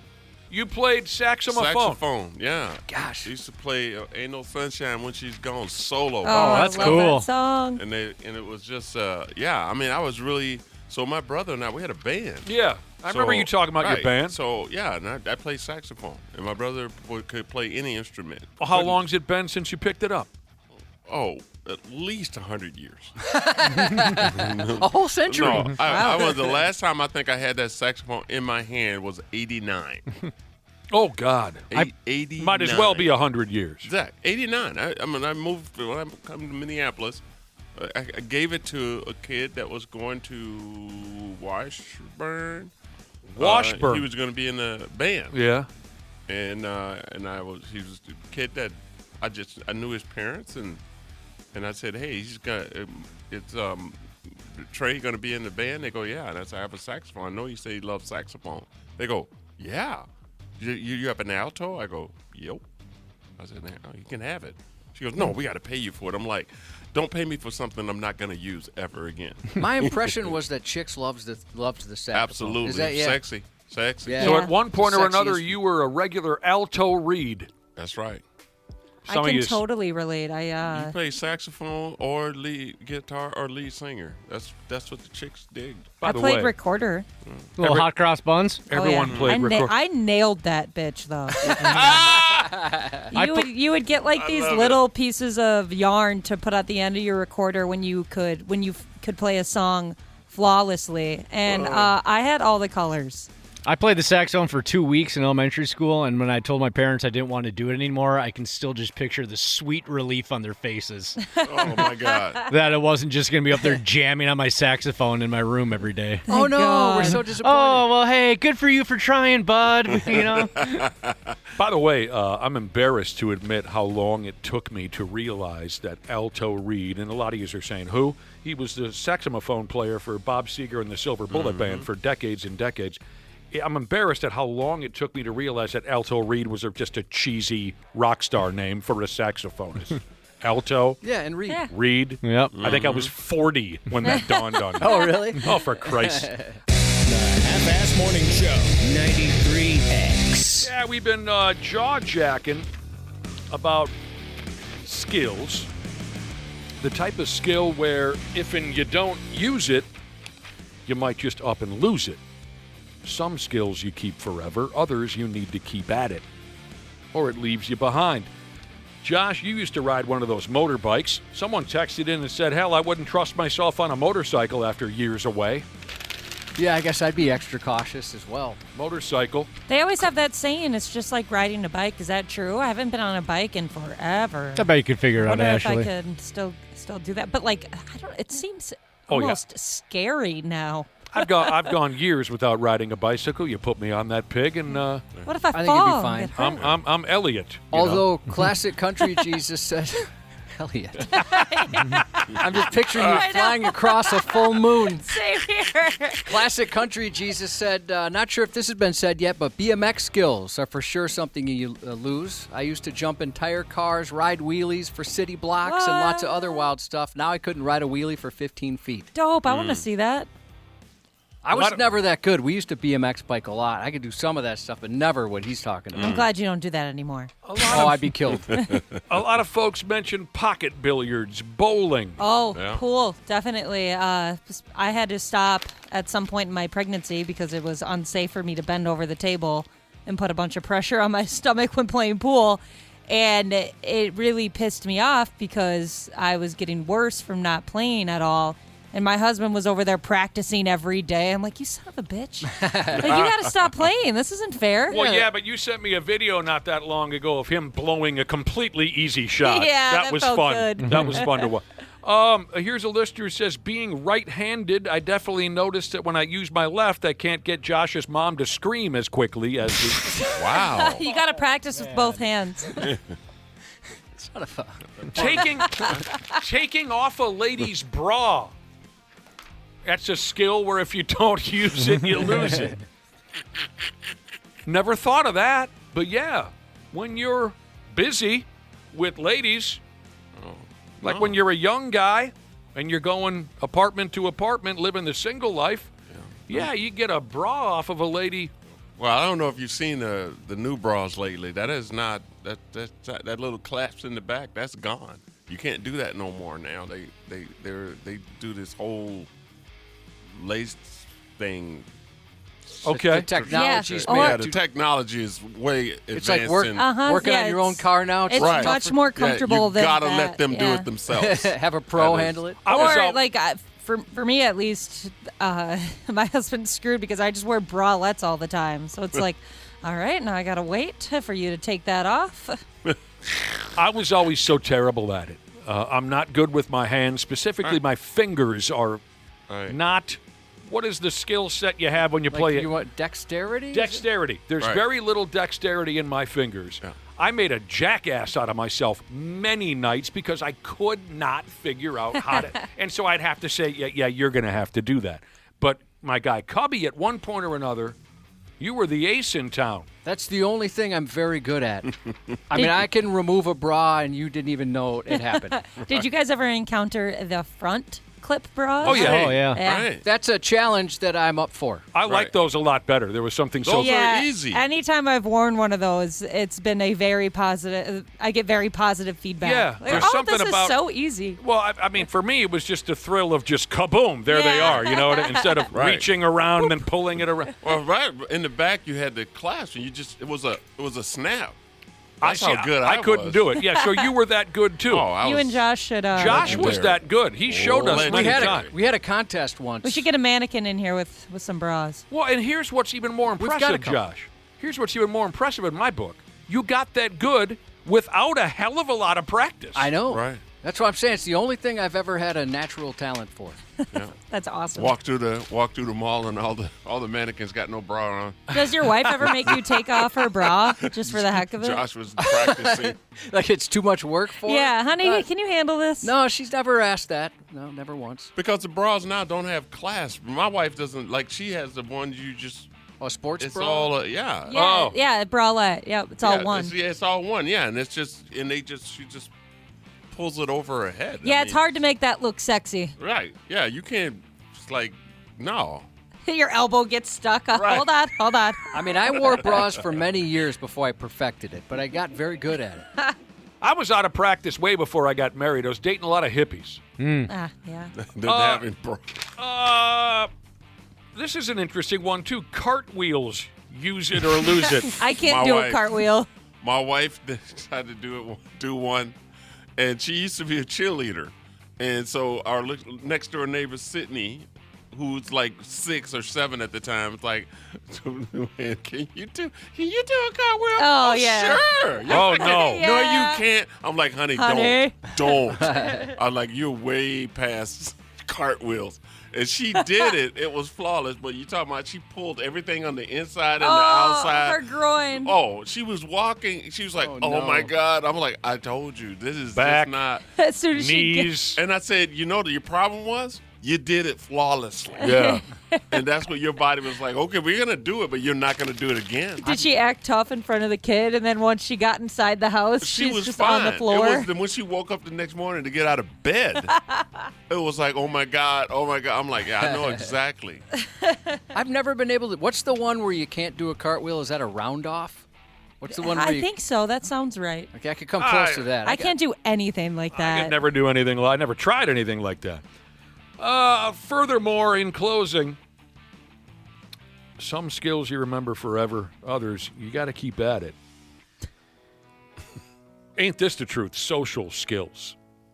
Yeah. Yeah, haven't we heard like the kids that I guess it would probably be like your son's age, Josh, that prime age where you really learn how to, I guess, operate in the world with strangers, especially the kids that when COVID was happening during that, aren't they all like unable to communicate with the people? young kids that I know are struggling terribly when it comes to interaction, social skills, conversation. They struggle quite mightily. Right.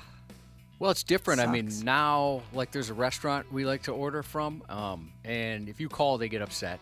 Like, they want you to do it online. The doctor's office, you get put to virtual visits. I hate that. A lot of customer service, it's pushed to chats, that kind of stuff. I hate that. I feel like such an old person, but like I just want to talk to a real person, please. I like talking to real people. Chess. You can forget easily how to play chess. I never tried it. I don't think so. I'm a beast at chess. Yeah. All right. I was in chess club in middle school. That away. How come I get all this crap and she's been saying some stuff that you should make fun of and nobody makes fun of her? Yeah, shout out to Mr. She's Mack. a girl. Chess club. I want to be a girl. They didn't beat up the girls in chess club. Right. Nah, it was But cool the to be in dudes chess club. got. And finally, burping the alphabet. Oh, man, I know some people that can burp whatever you want. Really? I'm Oh. always jealous of that talent. I'm not. I hated that. Even as an adult. In elementary school, I was friends with this girl, and she did that during lunch. And I guess my mom says I came home and was like in tears about it. I thought it was so disgusting. That's right. You hate that kind of stuff. Yeah. You were jealous of the kids who could burp on command. Yeah, absolutely. That's hilarious. Those and the kids that could gleek, or the kids, or people who could like whistle, putting their fingers in their mouth. Yeah, a super loud whistle. Can you do that, C. Willie? Can you do that super whistle with your fingers? I can just do it with my mouth. Oh, I I'm don't so have to put jealous my of fingers that. in Hit us there. with it. Oh, Wow. dude, that's cool. Hey, taxi. Yeah, that was Nice very work. good. I'm so jealous. I did it at the bingo. Remember that? When we couldn't get people to be quiet? You're so friggin' skilled. Yeah. I know. I love those kind of off-the-wall skills. We got to go, C. Willie, but thanks for every damn thing. Oh, thank you guys for having me, man. It's a blast. I missed you guys. Yeah, Come missed on you back. too. Once again, Happy New Year. Yes. Absolutely. Texas Concrete Jesus sends a birthday wish from the Lone Star State to his friend and business partner Mark with advance notice that whatever happens in Vegas next week, that's no fault of your own. Happy belated birthday to orgasm donor Jesus, spending the day tiling a shower with drill till it squirts Jesus. And happy early 47th to 34 butt cheeks Jesus from Matt the Machine Jesus. Half-assed morning show 93X. Happy New Year, podcast pals. Danny here to give my daily love to everybody at Standard Heating and Air Conditioning. Just a quick brag, I'm a Smart Club member. And yeah, it's a big deal because when the polar vortex hits, your house will let you know real fast. That's why right now is honestly the best time to do comfort upgrades. Standard's running a ton of specials right now. Things like whole home humidifiers to fix that dry winter air, UV lights to help keep the air cleaner, and ERVs that bring in that fresh air without dumping the heat. Trust me, you will notice a difference in a big way. Be cozy this winter. Standard Heating and Air Conditioning, providing the comfort you deserve since 1930. Online at standardheating.com.